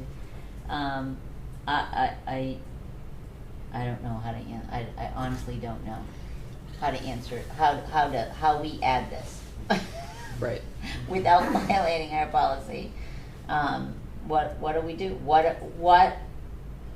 determines, as Marlene said, our decision to not adhere to policy? Go ahead, Peter. What policy is policy, and if it's on the books, and if we're not going by what it's on the books, then why the hell do we have the policy to begin with? So I understand that part of it, but there's also a common sense approach as well, and a lot of our aging population has mobility problems, and not elderly, it's people in general. So I don't know. I mean, I have no problem with the one additional spot right now, but I think I also want the community building board. What the trustees of the building over here think about this? Have they been considered as part of this overall discussion? This is a lot of events other than senior events, even during the day. Right. Access to public spaces. So I do think we have to be very careful. The trustees do not govern outside the building. Okay. I'm just asking in general. So I don't like. Right. I don't wanna create a complication that doesn't exist. The select board governs the parking lot. So I mean, I think I agree. I think like with Anne Marie, you know, we're supposed to be following our policies, and if we're already exceeding the amount, but I do agree, you know, our senior center is probably a different scenario. We have.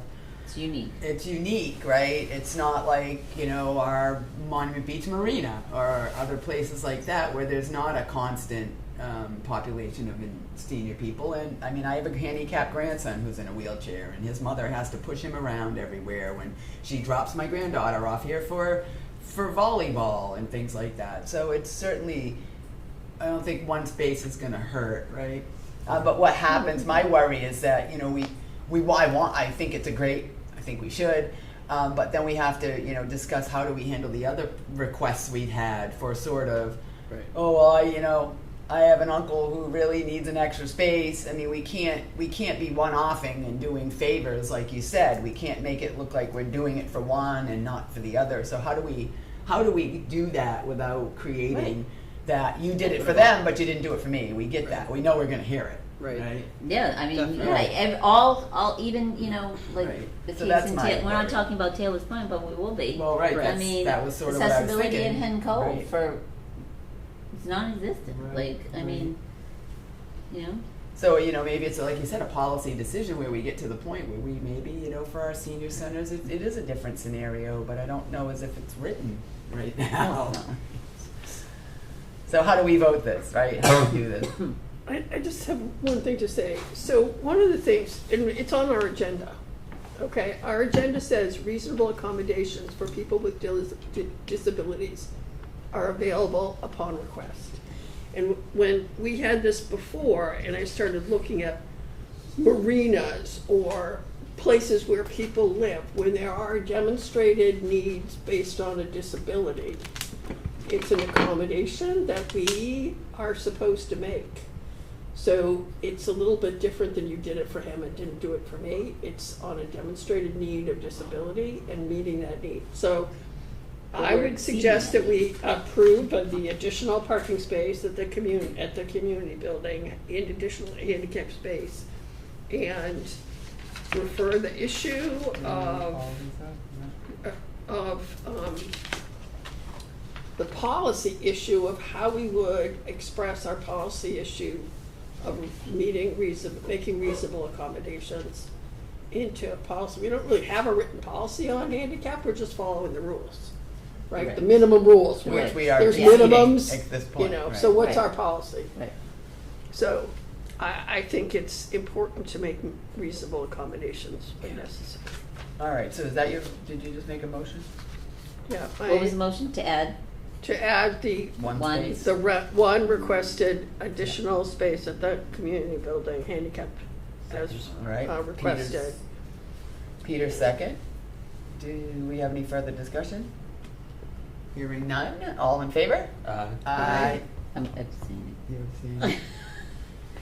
I'm gonna agree to the one parking lot. I don't get disagree it. with it, but Yeah, I know. It's a policy thing. I know, mean, it is a weird thing, but I'm gonna go with the one vote. So we have 4-0, one abstain. Okay. So I will work with DPW and we will bring back a plan showing the adjustments we will need to make. Yeah. And what parking spaces you'll lose. Yeah. And bring, now that we have your direction, we can kind of lay it out and show you what changes will be necessary. Whether we need to fund, you know, whether we'll need to seek funding for another curb cut and how things will shift. Okay. Thank you. It's part of any, can I make a comment about Go the ahead. policy discussion going forward? Sure. It's part of any, the change in policy discussion for this building. I would like to have discussion on providing parking spots for veterans. And this is Bourne Community Veterans Center, but it's nothing here to do anything for them, especially veterans that are handicapped. So just discussion. I don't know what's gonna come of it. I'm just putting it out there. Should we make a motion to send this policy to subcommittee? So move. All right, we have a motion and a second. Any further discussion? Oh, who's second?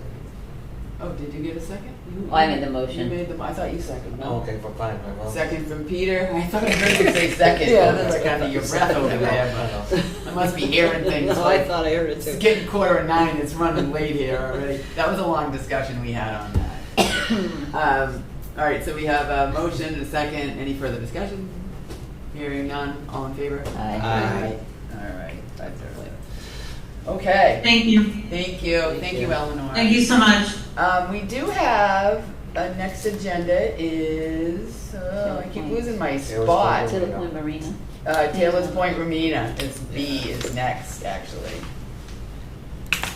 So who's gonna lead this discussion? I think this goes back to the Marina patrons that brought it forward a long time ago. Are they here? Is there anyone here for this, Marlene, or what do we? No. This is just the same discussion. It's the same policy Yeah. discussion. What happens, Maurice? Go ahead. Yeah. Have you reviewed this parking lot as well? Taylor's Point. Taylor's Point. Yes, I have. Are we in compliance with Yes. ADA regulations? Yes, yes. So so what was given to us, I don't know if you were privy to the, This. no, not that, it was a letter So, by the, Go ahead, Ann. Go for the ahead, select Marlene. board. so Anne Marie, in the supplemental packet you received on Monday, Yeah, there's a chart in there. Yeah. And we have some action items to do for the existing spaces, which I will work with DPW on, and we will, correct those deficiencies as far as that's my sign- question. Okay. signs, pavement markings. That's my question, Good. I'm referencing, But okay, again, Eleanor, so at Taylor's Point Marina, there are 194 spots. mm-hmm, Based on the CMR, yep, a lot under 200 spaces is required to have 6 accessible spaces, and there are 8 at this location. So we have some compliance issues to do with the existing spots, which we will work on and correct. right. But there are, again, more than the minimum required number. So that's all encompassing of what I was trying to get at, right? Based on some of the recommendations were made by you, those are being addressed through the DPW, height, sign height, etc. Mm-hmm. And the second part of the question was, we're in compliance with the regulations, we actually exceed the compliance Yes. with the regulations, but we do have For some. the number. For the number, yes, for the number, but we have a little cleanup to do with respect to identification, painting, sign height, etc. Yes. Okay. Okay. All right. Do we have any motion related to this, Well- or is it? Go ahead, MJ. So this goes back to what I said about reasonable accommodations for people with disabilities are available upon request. And we had a situation where, we were told last fall that there were 3 handicapped patrons on one slip at the marina and only one space, or there were not enough spaces to meet the requirements of those permit holders who are paying for a marina. And how do we accommodate people with a disability that have a boat that don't have a space within a reasonable place? I don't know the answer to that. And maybe goes back to the subcommittee to see, once we make these accommodations, if that would help a little bit. But I am concerned that it's something that was brought to the board and we haven't really. You can come up to the mic and make a comment. Peter Murner, I just have a question. When you say You subcommittee. gotta come to the mic, I'm sorry. I'm sorry, what is the subcommittee? I'm just curious. Policy sub? We have We have policy a subcommittee, policy select board. subcommittee that actually meets in posted It's public a generic, meetings. not generic, but it's Yeah. all policy. Yes. We only Yep. work on policy, and we do it at a separate meeting so we can kind of work through the issues, Totally. but it is a posted. Yeah, no, totally. My question, I'm just wondering about the Bourne Commission on Disabilities that is in town. Have they been included in this discussion? Because my understanding is that they can also help direct that, Yes, and parameters, they as have, policy setting. they have written to us. Okay, and yeah, made some I know for Taylor Point, they recommendations. had written for it was on their agenda for the 30th. Yeah. I'm saying for the community building, that would be also just think to take the guesswork, which you guys have a really tough decision to make on all these things, right? You know, it's to your exact example, like, hey, these folks have slips. They're right here. There's not any parking. Like, maybe there's a process that you guys are already discussing that is like, hey, these can be brought to that committee, come out of that, the Bourne Commission on Disabilities, to kind of allow you guys to have a firm understanding. So I just wanted to point that out, which was my question, so I apologize. Yeah, no worries. No, we appreciate it. Thank you. And it's just a subcommittee of 2, so we don't have a quorum.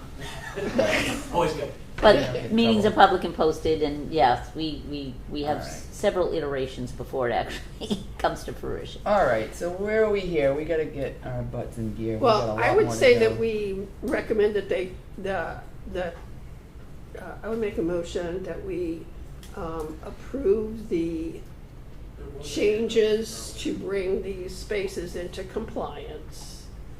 But and refer this to the policy subcommittee to maybe have another agenda item. Frankly, I can't really address this tonight. I think we're, yeah. And I would like to see if the people, I believe I've had some follow-up people asking me about this, and I didn't notify them that this was on the agenda, so. Second.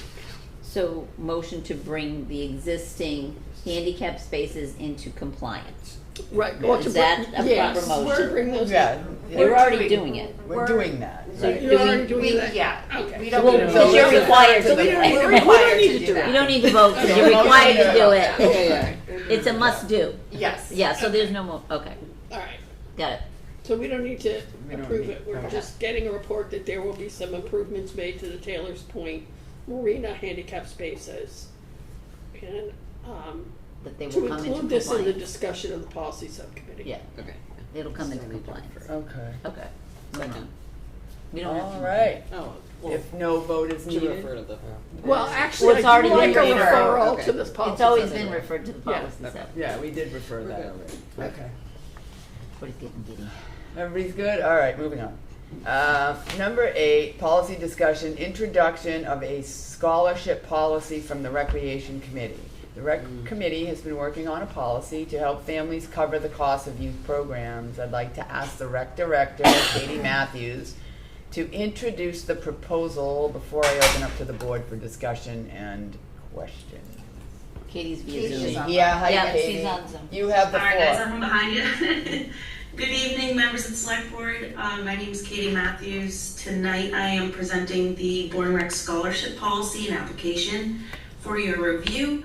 The purpose of this policy is to establish clear and consistent process for providing financial assistance to Bourne residents who need help at accessing our programs and or events.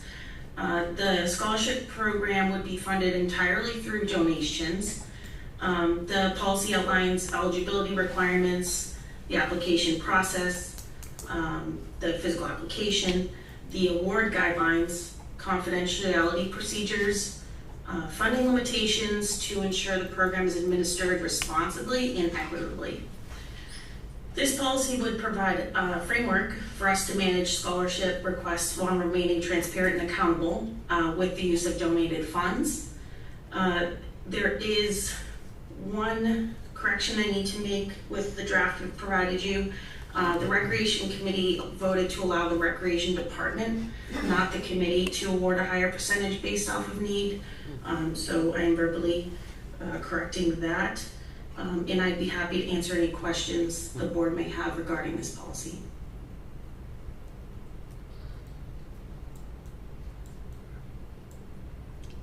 It's good that we. I think it's Thank you fantastic. so much. Yeah. So why yeah. don't we go around to the Select Board? Jean, why don't I let you go first this time? Yeah, I think it's a great idea. Great I think idea. it's good. Yeah, it's necessary. Yeah. All right. And anybody else? Yeah, I think this is amazing. I mean, I know I have young grandchildren in these programs, and I do know, 4 kids in a household and a handicapped child that you have to buy special equipment for and durable equipment and things like that. My kids struggle to keep these kids in these programs, so I think that's an amazing effort for folks that may struggle to, you want your kids to participate, but sometimes the dollars prevent it. So I think that's great. And it's for all programs, right? Not just summer programs, it's for all Right. programs throughout the year. All which is- programs which throughout the year, yes. Yeah, which is fantastic. What a wonderful effort. Yeah, thank you for working on that. I think that's a benefit to this town for sure. Peter? Yeah, I mean, it's great. It's great that we have a policy that's in black and white, and we're not in the business of making money. We're in the business of providing services for all people, not just the people that can afford it. And so if we have to have a policy in place to help the people out, then why not? Awesome. All right. Thank you so much. Thank you. So, do you have a question? Do we have a motion? Do we need a motion? Yes. Yes. Okay. All right. Yeah, motion to approve scholarship policy from the Recreation Committee. All right. We have a motion from Anne Marie, a As second presented. from Peter. Any further discussion? Hearing none. All in favor? Aye. Aye. All right. Excellent. Thank you again. All right. This is approved with the modification as. With the modification. All right. Next, we have a report from the Director of Public Works, Chapter 90 funding. DPW Director Sawicki has been working hard on putting together a multi-year plan for our roads, and the use of our Chapter 90 revenue. I'd like to thank you for your efforts in developing this plan and to thoughtfully address our maintenance needs, and ask you to discuss the thoughts of the board. Thank you, Matt. Matt Sawicki, Public Works Director. Thank you for having me. So, as you said, we just wanted to touch base with the board on our plan for our Chapter 90 and request some funding for this current fiscal year. So currently, right now, our Chapter 90 funding stands at $4,188,011. For FY27, which is included in this, we received $930,946. Last year in FY26, the governor added an additional $100 million to the Chapter 90 funding program, and that was split amongst all the towns. Previous years, we used to get about $600,000. This year in FY26, we got $900,000. Also in 2024, fair share funding was added to Chapter 90 funding, and we received $313,000 in FY24, $135,000 FY25, and $252 in FY26. So in the past 4 years, we've gotten much more money, which has contributed to the decent amount we have right now. We included a 7-year outlook in your packet. This includes paving projects, bridges projects, culverts, and some drainage projects. Also, we've been working with the pavement management program, which has been funded through Chapter 90. It gives us values for our roads. So we have 99 miles of roads, and the average road rating is 72.97. And the pavement management program states that we have about $12 million worth of work to do to all our town roads just to maintain them. It's impractical to do that all at once, but that's kind of what we use for our baseline for our paving for the pavement management program. In the packet, I included the alphabetized road value ratings. There was also a link to the whole program. The program is about 100 pages, so I just included the alphabetized section. That's the easiest way to find roads if you're curious of where they rank. That link also rates them on a level of what's the worst road to the top road. It gives you those in order, and it gives you them in order functional classification, and it also gives you a cost-benefit value, which is what we use the most when we're building a pavement management plan, because it really focuses on the collector roads and the arterial roads, which is where we're kind of, with the amount of money we have, is what we need to focus on. It also gives us estimates and different pavement repair options that we can look at for different roads, and those costs associated with that as we build the plan. We use this information along with our own visual inspections, logging complaints, and staff and other departmental input to focus on where we're going to put this money. So for FY27, we haven't paved in a few years, so we're asking for $2,765,170 of that Chapter 90 money to pave all of Shore Road, except for the section of Tohoto to Barlow's Landing Road, which is the area where the Singing Bridge is. We know we're gonna be doing major work and rebuilding that bridge. So we don't wanna pave that area, but all the rest of Shore Road will be paved. That road is in need of it. All the other collector arterial roads around that have been paved in the past few years. We'd also like to pave Megansett Road, Squatigue Harbor Road, and Redbrook Harbor Road. Those are roads on the Catamita area that are all interconnected, and when we're paving Shore Road, it makes sense to get those roads while we're down there. This is also going to be in conjunction with the two betterment projects we have on Tara, Eldridge, and Spinnaker. So we already have the company in place to pay for all of this at once if the Chapter 90 money is approved within a period of time. It will be a big project. There'll be detours on Shore Road. It'll be done in the fall. It won't be done in the summer. But this gives us time to prepare for that road. And this will be milling and paving all those roads. There's other options we have that I'm going to talk about when we get to the 5-year plan. But for these roads, we feel as though milling and paving is the best option moving forward. Also for FY27, $297,000 we're asking for to offset the design engineering costs for the Shore Road, for the Singing Bridge project.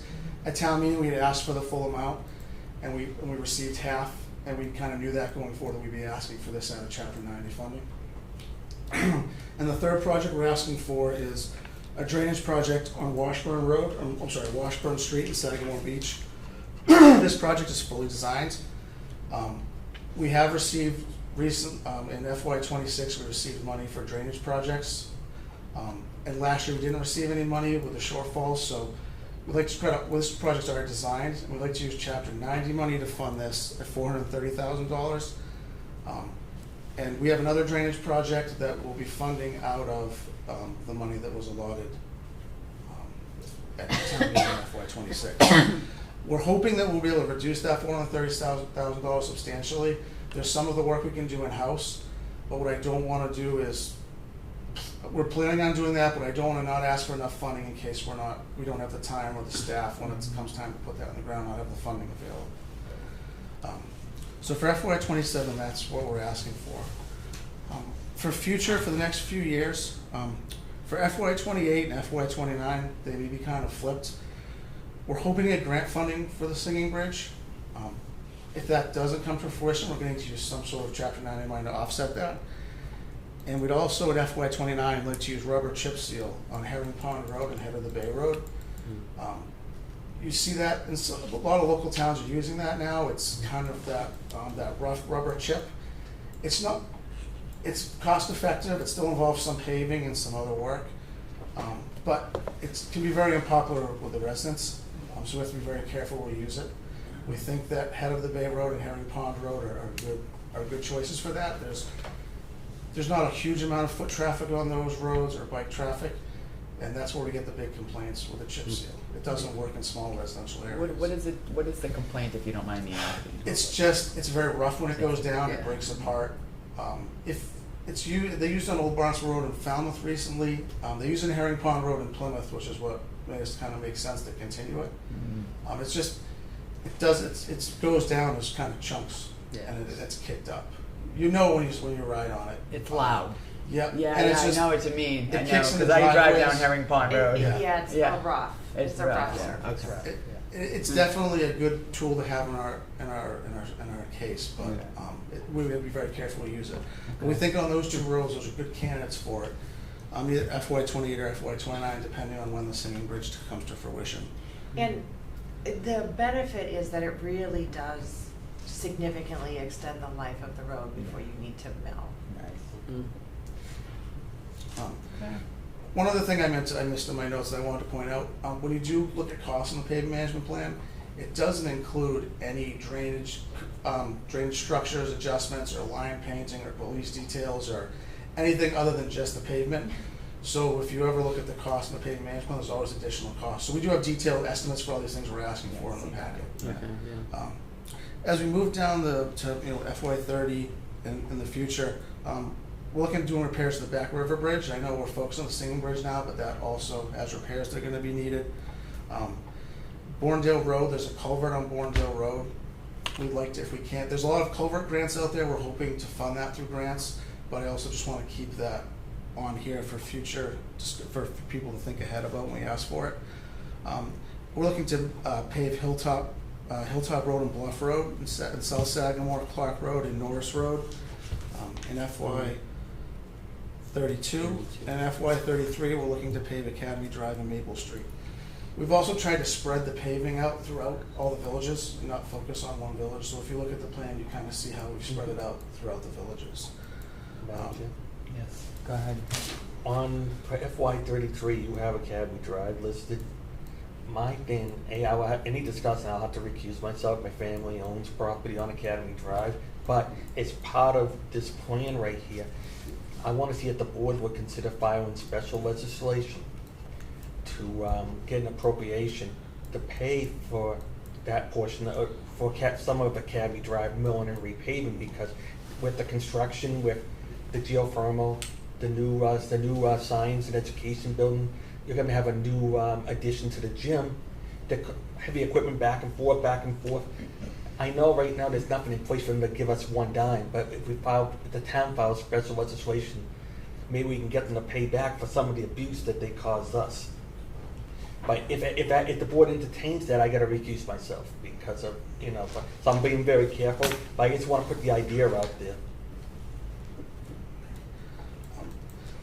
And just one other thing I wanted, so I'm not, when I'm projecting out the funding, I'm not projecting out the fair share funding in this plan.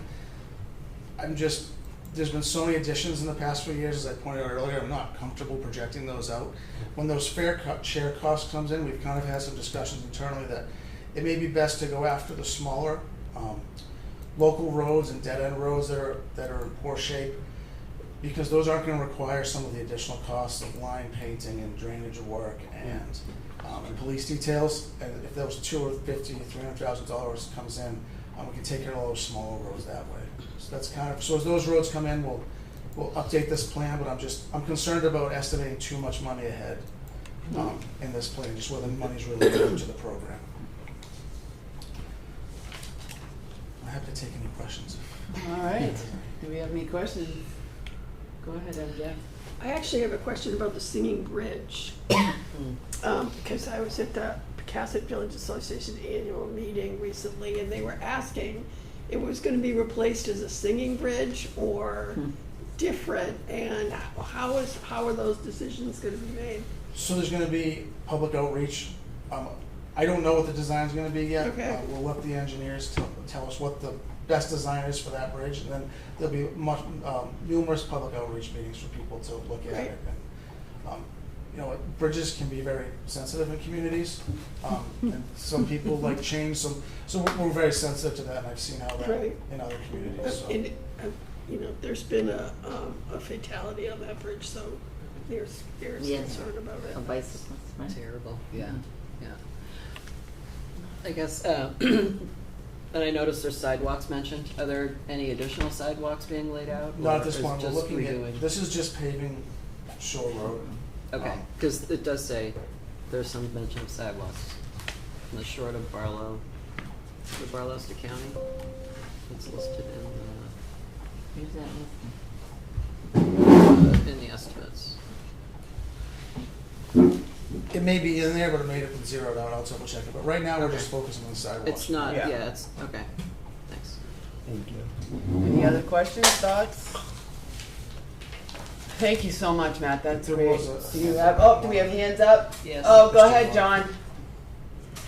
Well, thank you. And thank you to Matt for such a detailed report of Chapter 90 funds and how they're being spent. That's it's really welcome to see that level of detail and cover it in such a short amount of time. So both Shore Road and the Singing Bridge, which obviously is part of Shore Road, are part of Massachusetts Bicycle Route 1. So that's a state designation. It's kind of odd, but not unheard of to have a state numbered route be on a town-owned road. It actually happens with Route 130 in Sandwich. For part of Route 130 is town-owned and part is state-owned. And a bicycle route is different than a numbered auto route, but they're both numbered state routes. So I think for example, when you have an engineer who's gonna come up with specs for this bridge, has anyone told them that this bridge is part of a state and our only state designated bicycle route? And that might make a difference to them. So that's something, and then any work on Shore Road should take cognizance of that bicycle route. Now, oddly, it wasn't really within the town's control whether or not that road is designated as a state bicycle route. It's something I raised with Mass DOT, is if they have the authority to designate a route on a town-owned road without informing the town that's gonna happen. They sort of went silent on that, but I'll leave that up to legal counsel or anyone else who wants to take it on. But I think that we, as a good town who wants to encourage bicyclists, we don't have a bike path where we want one. We should be cognizant of the fact that the state is recommending to cyclists that they use that road if they're headed from anywhere off Cape down to Woods Hole. So,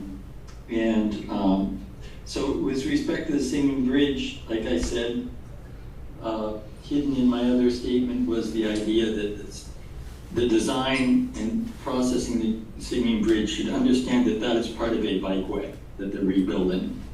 And for example, sidewalks, should there be sidewalks on both sides? Should they be wide enough for bikes? Should there be a dividing line to separate the bikes from the pedestrians? You're rebuilding a bridge that's part of a bikeway. So anyway, and as someone mentioned the accident history, there was a fatality very applicable to the situation where you're going to have a contractor working on the bridge. The fatality was caused in part by contractor error and some misunderstanding in the terms of the contract. So they weren't supposed to replace any of the grate, but they did replace some of it with identical grate, so that seemed that wasn't an issue. But the joint between what they replaced and what they didn't was a gap big enough for a bicycle tire to get caught in it, which is what happened. So if you have a contractor working on the bridge, you have to do your inspection extremely well. This is a very personally important matter to me, because I went to inspect the bridge 2 days before the woman died and thought it was fine, because I didn't get down on my hands and knees. There was too much traffic to look at the grade. 2 days later, she died at the grade that I didn't notice, and I reported back to the DPW director at the time that I wasn't happy that they worked on the grade when they weren't supposed to, but it looked like they did a good job. And 2 days later, someone died because they did not do a good job. So when you're working with a contractor on that bridge, make sure the contractor knows it's a bikeway, and make sure the contractor in the town inspect properly throughout the process to make sure we're getting what we want. And I think it's great that this bridge is finally going to get some attention. And I hope that what comes out is something that we will be happy with for the next 50 to 100 years. And we'll be saying we're so glad we did it right. Thanks. Thank you, John. All right, if we have no other comments, we'll move on. Mm-hmm. Thank you. Thank you, Matt. Do we need to vote? Oh, we need to vote, that's right. Make a motion that we approve the Chapter 90, use the Chapter 90 funds for FY '27 as requested by the DPW superintendent. Second. Thank you, Peter. Second from MJ. Any further discussion? Hearing none, all in favor? Aye. All right, very good. Thank you. Thank you, Matt. Thank you, Matt. Okay. So we're getting very late here, Marlene. This is a quick discussion on the fall town. I'll be very quick. Yeah, okay. I'll be very quick.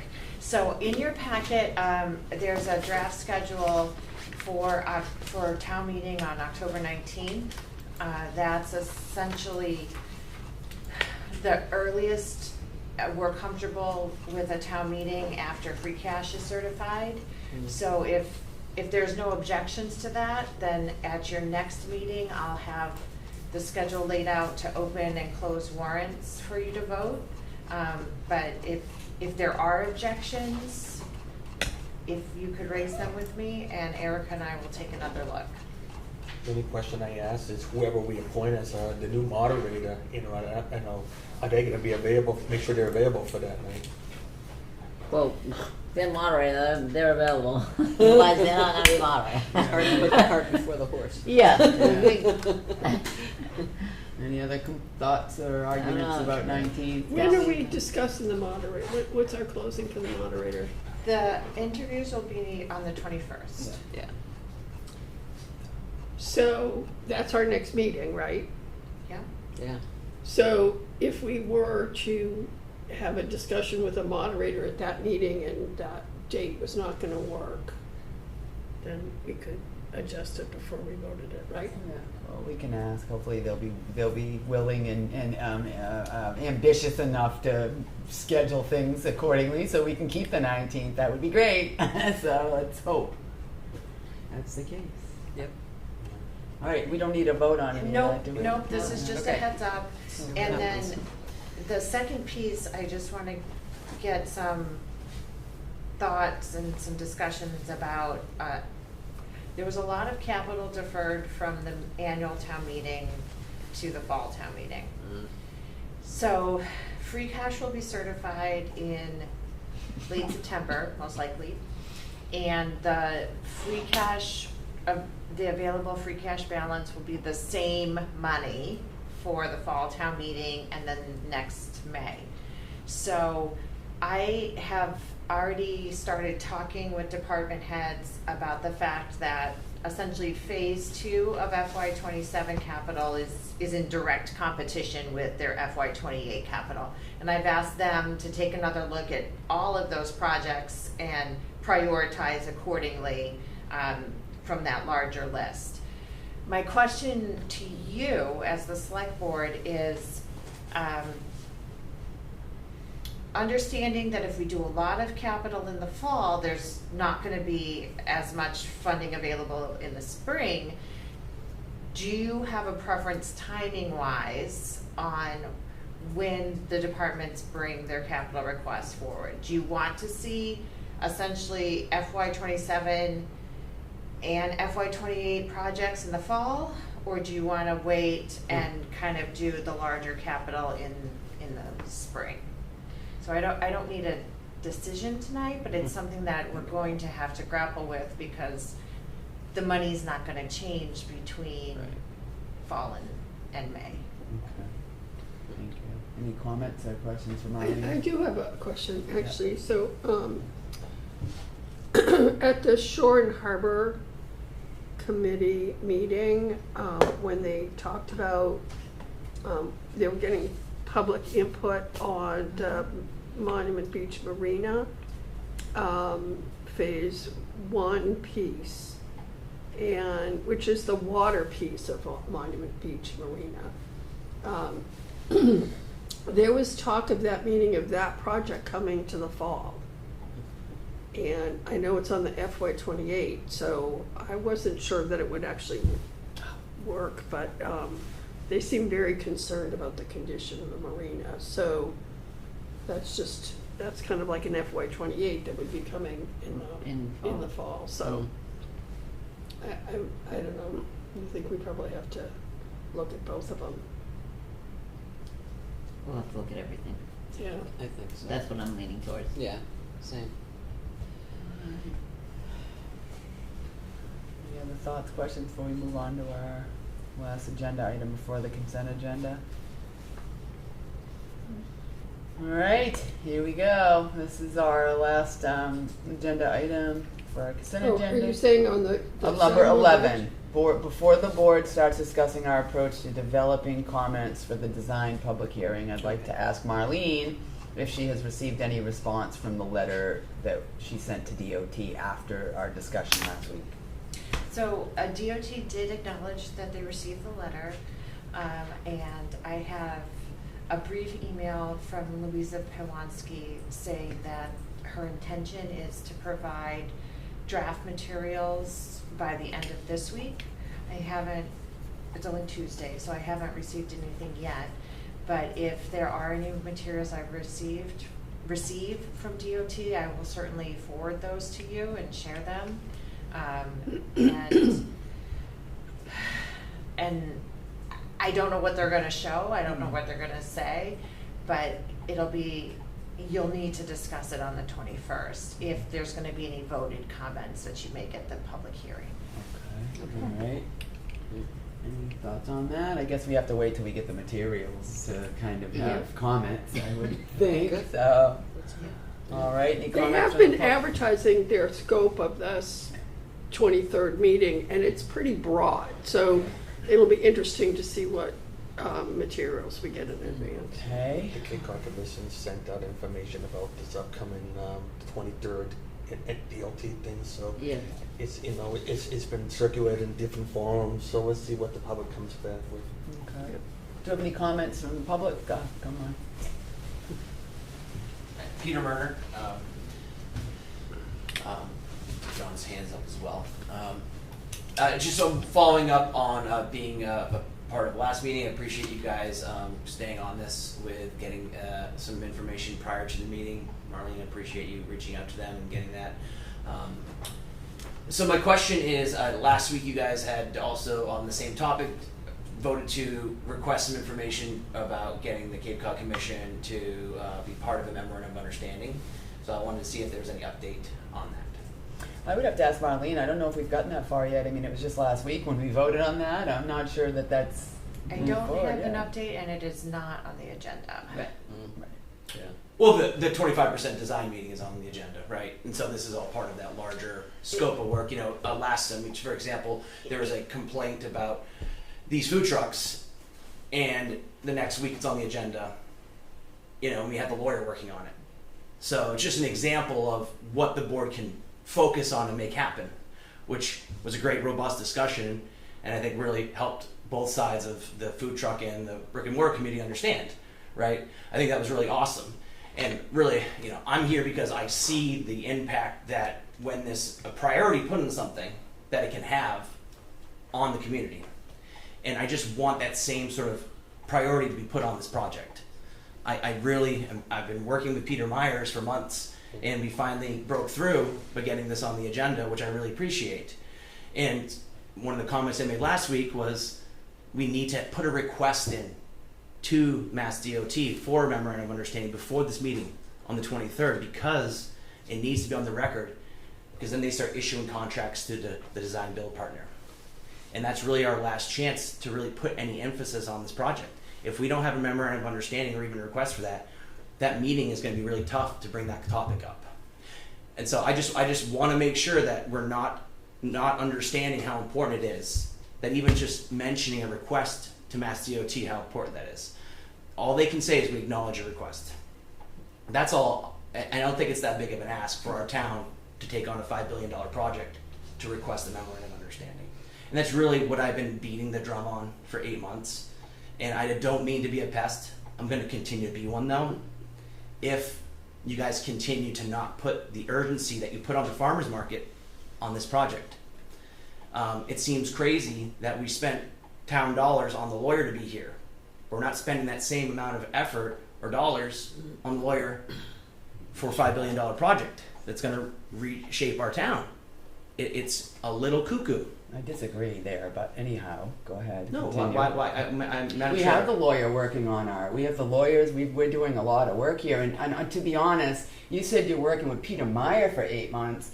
We work as a board. We operate as a unit. So if you worked with Peter Meyer 8 months ago, I've been chair for 2 years now. I wish you would come, I just feel, not to argue with you, well, the correspondence is a different issue, unfortunately. But I'm just saying, I mean, you say you work for Peter Meyer, like I said, You can't work independently. Yeah, we don't work It's a violation of the Let me charter. clarify this.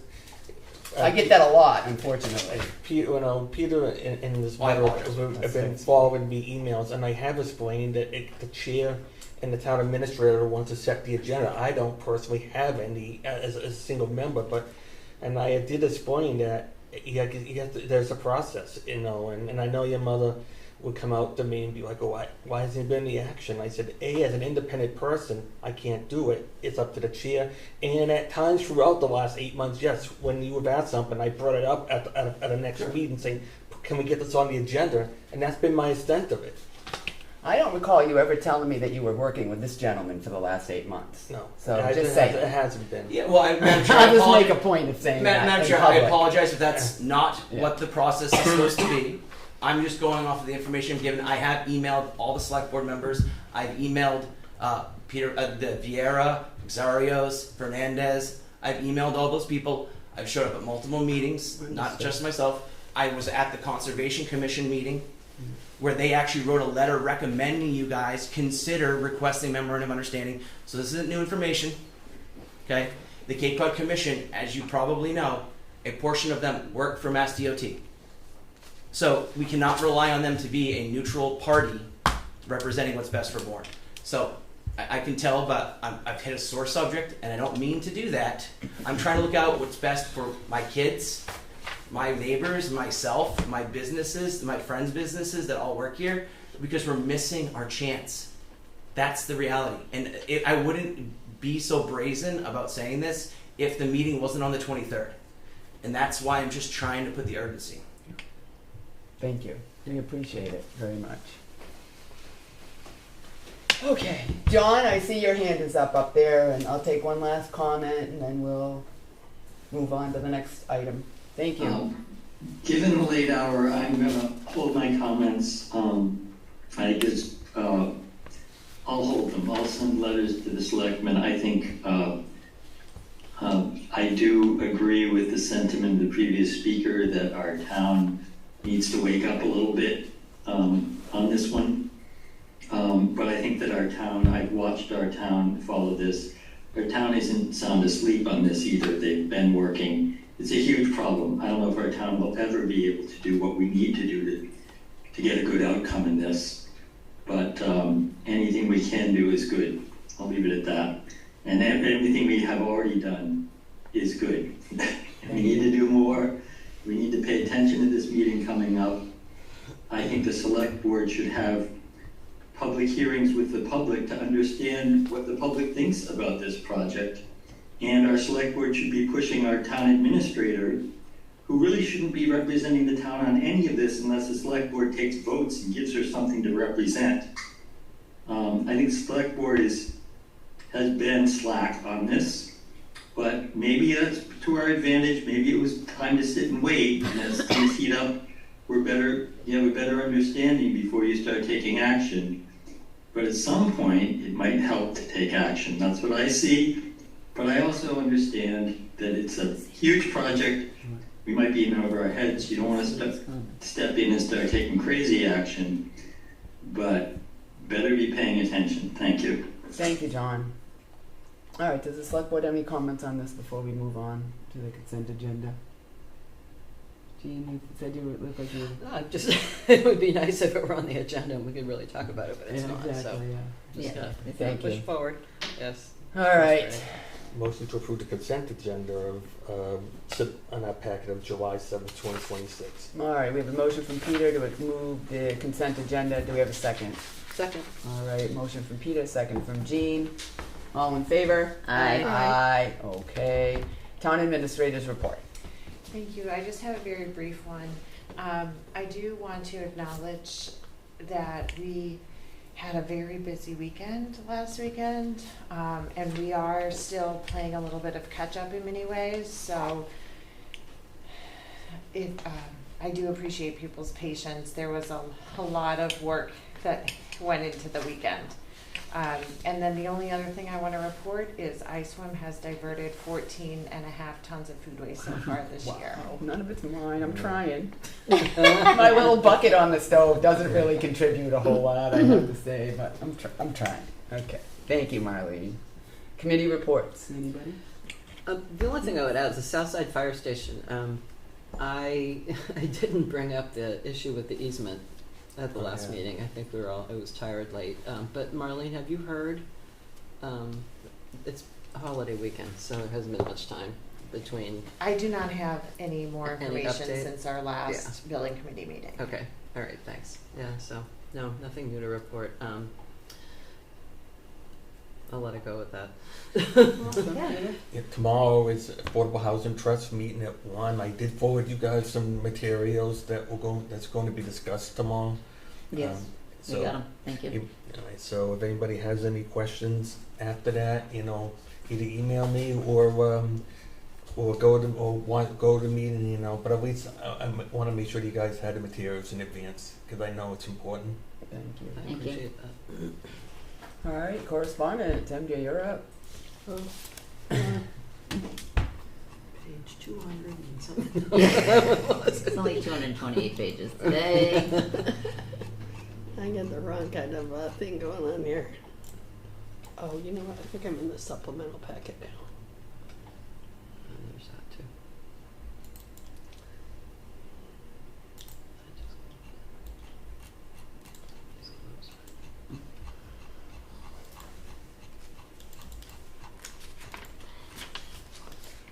71.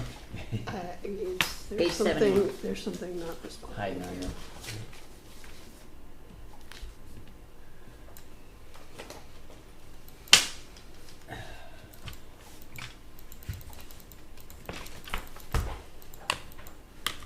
Okay, here we go. Select Board's correspondence, July 7th, 2026. A, Falmouth Ocean Outfall EIR Environmental Impact Report. B, Fisheries Letter closing Little Bay to shellfishing. C, Fisheries Letter closing Squetique Harbor to shellfishing. D, Department of Utilities information on Phase 2 of the new tiered rate system. E, MassDOT information on Bridges Program. F, Fitzgerald information on Housing Assistance Corp and CPC funds. G, Greenwood email RE the condemned 22 Marsh Pond Road property. H, Chamber of Commerce letter concerned with food trucks and the farmers market. I, memo regarding ultra-processed foods and dementia. J, Vergoni email regarding traffic concerns during bridge replacement. Thank you. Future agenda items related to correspondence and other items for future discussion. Yeah. You first. So I think for our agenda of July 21st, we do have to have an agenda item to discuss requesting an MOU with MassDOT. This is something that we should have discussion and deliberate on, especially if we're going to make the request before the July 23rd meeting. Also, we should have an agenda item to review and discuss the materials provided by MassDOT in advance of the July 23rd meeting, so the board has a chance to deliberate on the materials and perhaps vote any board comments. And the other thing that is in the correspondence here, and we've received a lot of correspondence, the Vergoni email regarding traffic concerns during the bridge replacement, combined with the traffic concerns that residents have raised about local gridlock.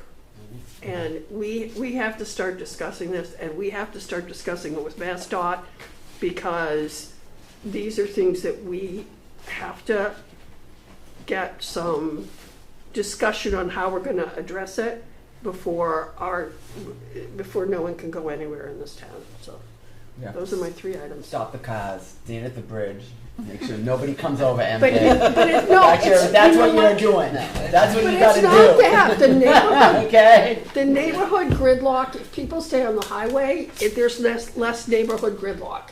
And Foxborough does it and other communities do it. And we're gonna have to find out what our rights are and how we're gonna address it, because you can't continue to have this. Well, in the past, when we shut down Veterans that one time. Veterans Way. We've Okay, done let's save it it for the during discussion. construction. Yes. Let's save We've it for done the it agenda during item. bridge construction. Yeah. So we need a concerted plan. Perpetual. Okay. I got you. I hear that. Marlene's got that in the notes. Next meeting, July 10th, which is Friday, is the retreat. It should be interesting. July 21st, August 4th and 18th, and September 8th, virtual only.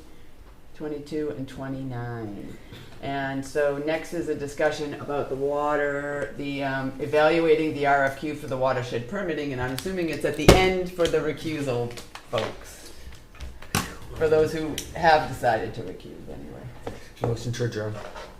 Well, we can't adjourn yet because we have to do the last agenda item with you, me, and Jean. Oh, you want a date? It's just we're last week Marlene asked, Discussion. it's a discussion about the review team, so it won't take very long, but we have to. I'm out. Yeah, I wanted to give Anne Marie the I will space. recuse myself from that discussion. Okay.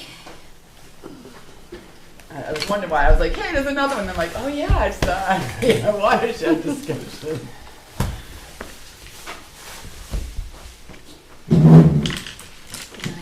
Good night. Thank you. Good night. Sorry to Safe keep you trip. so late. Tony's Safe probably like, travels. what happened? He's like, oh, I should be back by like 8:30. You put the steak on. Seriously? No, I didn't tell him to put it on. He's probably starving. That's okay, you know, it's all right. He gets over it. He knows it's my job. All right, so let's see. Tuesday night. Yeah, I didn't explain it to go that late. We had kind of a short agenda, but first conversation took a long time, so we're definitely here later. All right, so You can go this ahead. is discussion designating review team for evaluating the RFQ for watershed permitting consultant. Last week, Marlene asked us to think about how we want to approach scoring the proposals that we receive, and if we want to be a board-driven process, want this to be a board-driven process, or more of a staff-driven process. And do we want to invite community members at large to play a role in a review and evaluation? Does anyone have any preferences or ideas they would like to share? I know we have some very able people in the community who can, I think, be great for this process. So I would like this to be a community-driven process that they bring it back to the board, because we're going to have enough tasks on our own as it is. But if we get some community buy-in, I think it will be a much better project overall. So I would like the community to be involved in this, some of it. Agree. I mean, I think I think a staff-driven process might be, if that's something that Marlene we were talked about that before, that they know. Well, the question is reviewing the RFQs. Right. Right. Yeah, I think a committee to review is You the want RFQ. to put a committee together? Do you want to, I mean, I would have to, the RFQ's hitting the street tomorrow. Mhm. So if you want to set up if you want to charge a committee. Yeah. No, that's a little. We got Yeah. short time on that That's one. a short time. That's what I was thinking. We're talking about who your review team is going to be. Right. Yeah, that's what we talked about. I mean, I staff. think we recommended before a staff-driven process was good. It would be like yourself. You had recommended some folks that would be part of it. Matt. It was Caitlin. Yeah. The new building and no. And probably Tim. And Tim. That's what it was. If you want to rely on staff members being on your review team, I would recommend DPW director, health director, engineering, and a select board member. Which Jean might be the best for that. I haven't enough. Yeah, I mean, if you were up for it. No, I have the space. Yeah, if you were up for it, I was going to recommend you'd be the select board member that. Absolutely. Yeah, and I think that's how we ended up. All right. Do we need to vote on that? Right. You don't need to vote but essentially the process is in motion. Right. And once we get the RFQs received, I'm gonna reach out to those people and send it to them if Good. that's what you guys are okay with. Yeah. Make a motion that we go ahead with the screening committee represented by the town administrator and Jean as our select board representative. All right. Do we have a motion? Do we have a second? Second. All right. Motion and second. All in favor? Aye. Aye. Okay. Easy peasy lemon squeezy. Now a motion to adjourn. Okay. Second. Motion to second. All in favor? Aye. Aye. Thank you. That's a late one. I don't know how it went that long. I didn't hour went expect by the first fast. conversation to go that quick. I knew it was going to be kind of a heated conversation, but I didn't realize it would go that long. To be honest. But that's okay, you know, that's part of it.